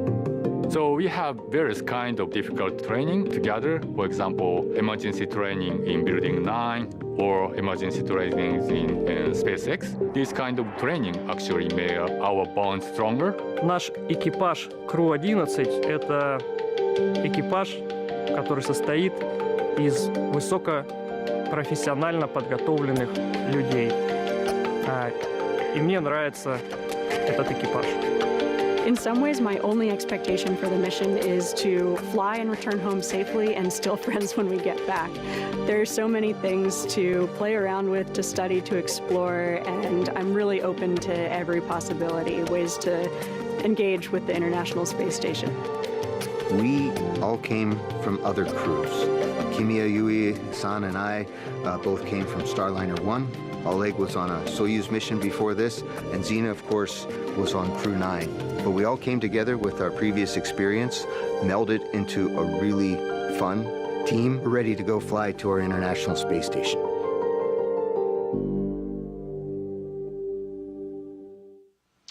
And we're back at the Kennedy Space Center in Florida as we have a beautiful shot from our flight helicopter right there of the Vehicle Assembly Building. The Artemis II mission, the rocket inside, will launch early next year. 4 astronauts around the moon. But we are focused now on that launch pad that you see right ahead of us, which is Launch Pad 39A and the Falcon 9 rocket with the Endeavour spacecraft on top of it. We've got 4 astronauts inside right now getting ready to launch to the International Space Station. And we've got Nick Hague, NASA astronaut, with us, co-hosting our launch broadcast today. And Nick, we have questions for you that have been coming in from social. Would you like to take a few more? I'd love to take a few. Been doing a great job so far, so let's put that next question up on the screen. This is coming in from #AskNASA.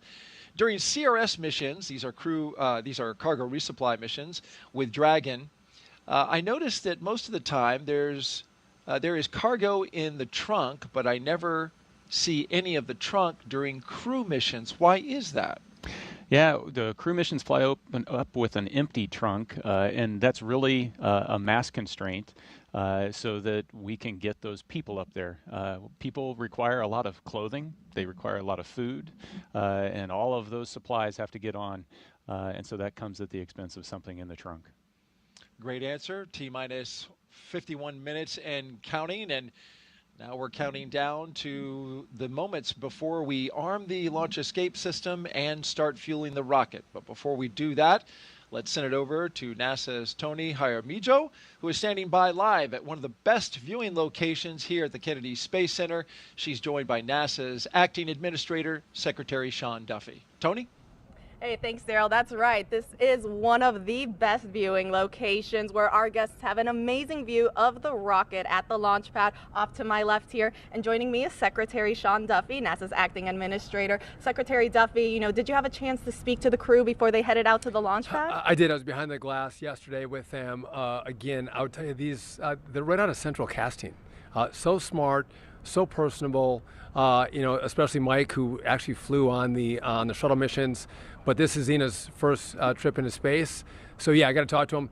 And again, they seemed a little nervous, but really, really excited. And today is the big day. I think they're just waiting for the launch. and get into the space station. Absolutely. We're all getting ready for that launch.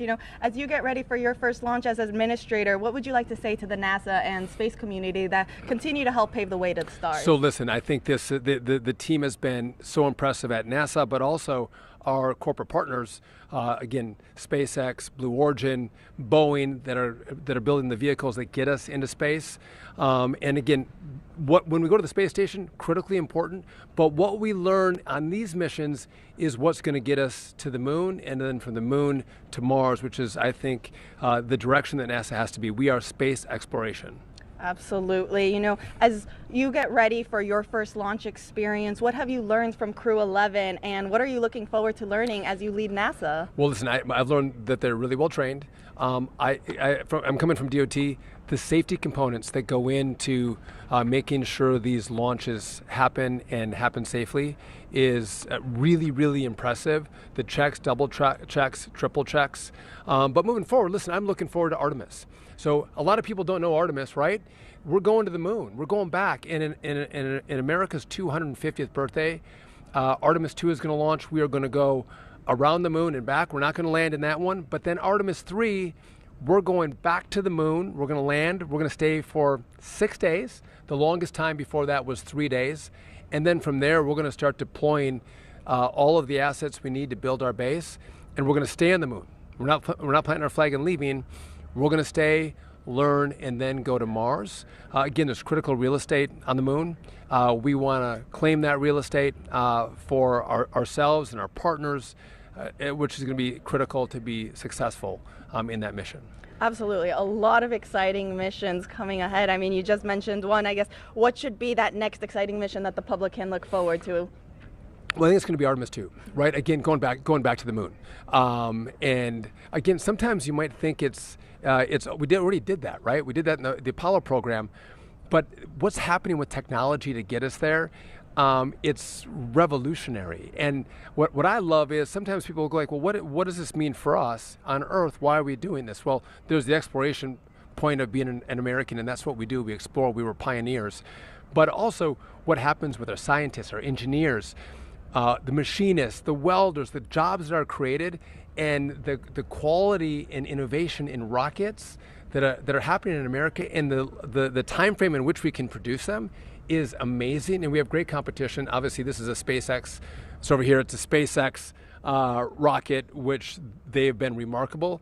But again, we have our other players who are chomping at the bit, and they're great partners. And again, we want to have a vibrant private sector business that partners with NASA as we accomplish these missions. Absolutely, and we are very much looking forward to Artemis 2. Secretary Duffy, thank you so much for joining us. Now we'll send it back to our team in Hawthorne.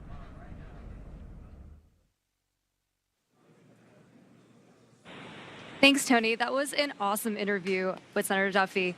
We are also really excited to see what Crew 11 does and accomplishes on their mission. But now let's bring it back to Mission Control here in Hawthorne, and the teams are continuing to prepare Falcon 9 and Dragon for launch.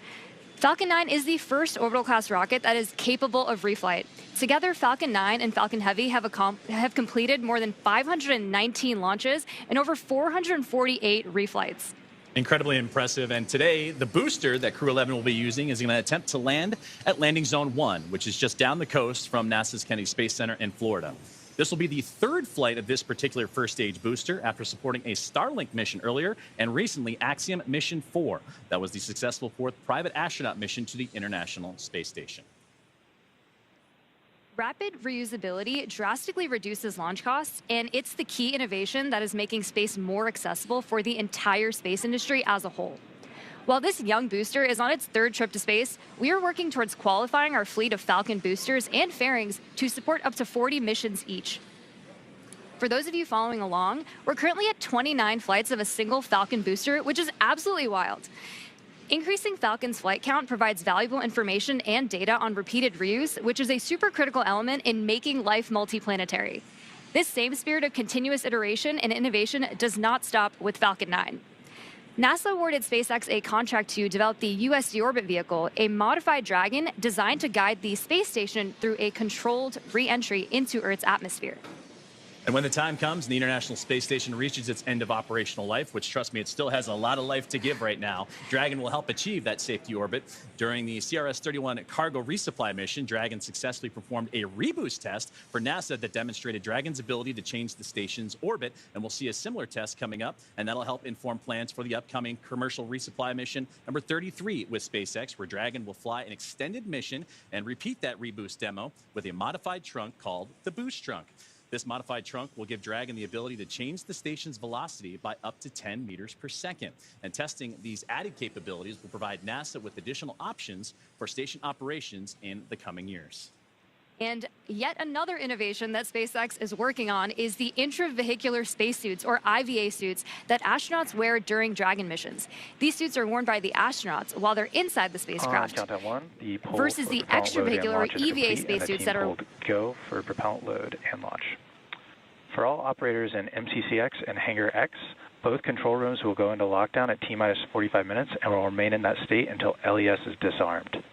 All operators are to remain at their console and maintain a sterile cockpit until MD confirms successful disarming of the launch escape system following orbit insertion or propellant offload in the event of a scrub.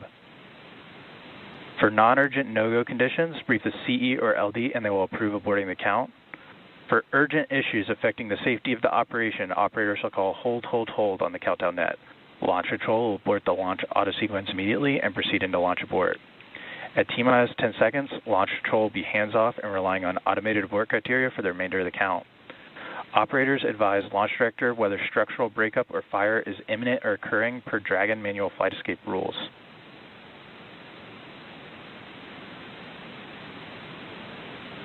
Launch control, you may proceed with arming the crew arm for movement.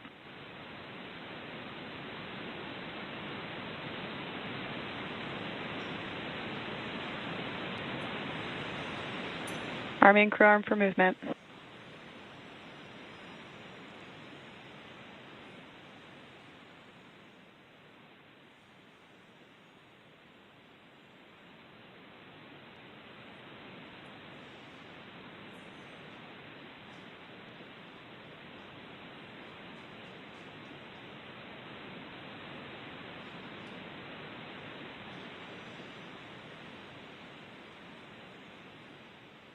Crew access arm retraction started.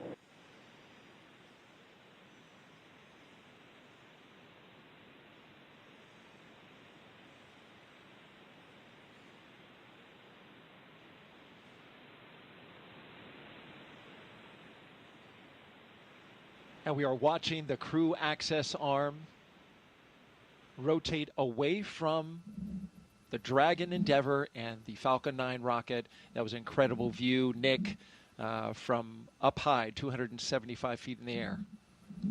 Yeah, and so as the arm goes away, that's really your first unobstructed view out those two windows inside the Dragon capsule. Unique to Dragon for Soyuz flyers, there were no your windows don't open until you get all the way up to orbit and come out of the fairing. So here you can see what the weather's doing outside for yourself.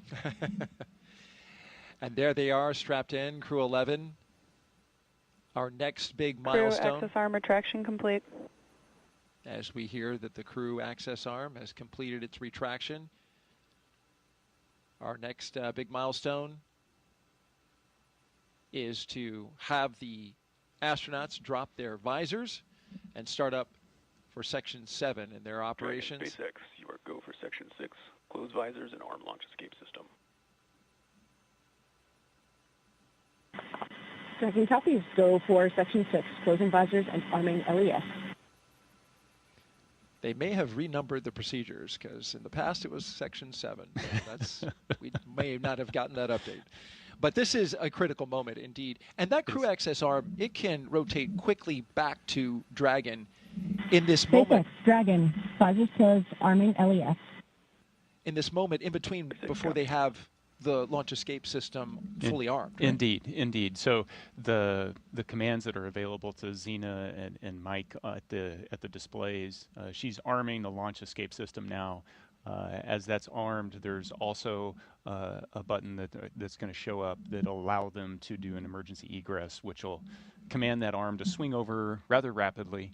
And by the time you're out of your seat and ready to open the side hatch, the arm's in place so that you can get to the escape tower.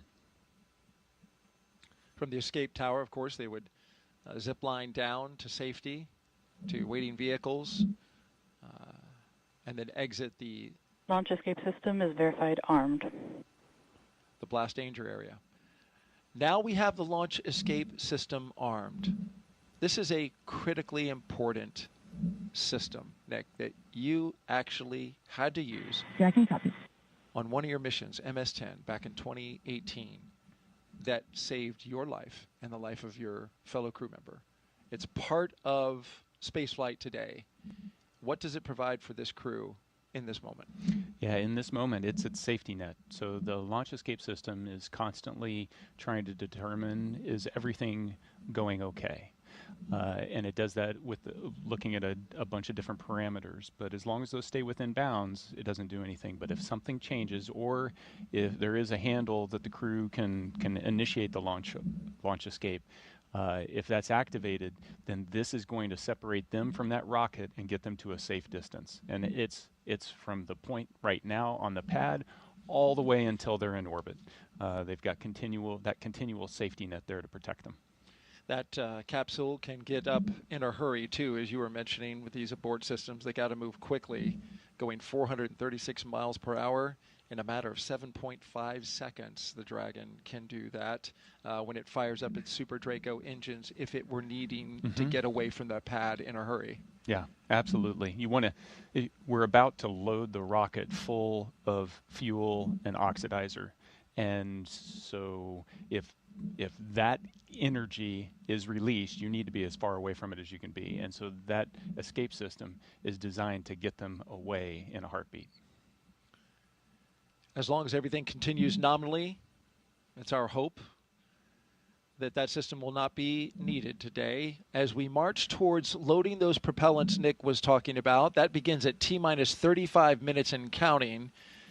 Another big moment when they start flowing RP-1, Rocket Propellant 1, which is a refined form of kerosene, similar to jet fuel, as well as that oxidizer that together produce that 1.8 million pounds of thrust to lift that rocket and the crew into space. Yeah, it's definitely an important moment, but it's also an exhilarating moment because this is when you start to hear the rocket come alive. The pumps and the fluid moving and the vibrations and it's, Dragon starts to have a personality, if you will. Mm. You can hear those sounds, right? Valves moving and clicking. You feel it, yeah. You hear it, you feel it. T-minus 37 minutes and counting until liftoff. We're just 2 minutes away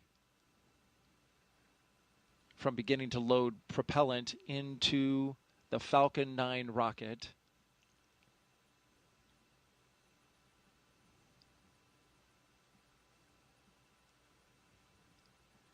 Weather is looking good at the moment. We are 90% go. There was a small concern for cumulus clouds in the area. That's just the 10% because of course, this is July in Florida. And you can see even now, Nick, the sea breeze from the cool ocean starting to create... Tanks are venting for the start of propellant load.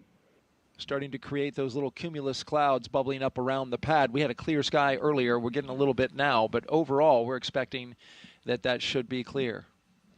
I see blue. It's the glass half full. I like that. As long as we have that blue sky straight over top of the rocket and 10 miles out, we are good to go. And so far, right now, green conditions. The range is clear. The area around the pad. Boat traffic has been cleared by range operations. Our partners at the United States Space Force, Cape Canaveral Space Force Station, where Nick, of course, you in the Space Force, a brigadier general, have cleared the range. They are currently monitoring it, making sure that no one can get into the path of the rocket from down on the ground or in the ocean, for the reason that if anything were to happen and any equipment or any spacecraft parts were to come down on them, you wouldn't want to pose a risk to those below. Yeah, public safety is important, but it highlights just the expansive team that even for this one place, the number of organizations that have to work together and they're necessary for success. Our 4-person crew, 2 NASA astronauts, 1 JAXA astronaut, and a Roscosmos cosmonaut seated in launch position, monitoring their systems on their heads-up displays.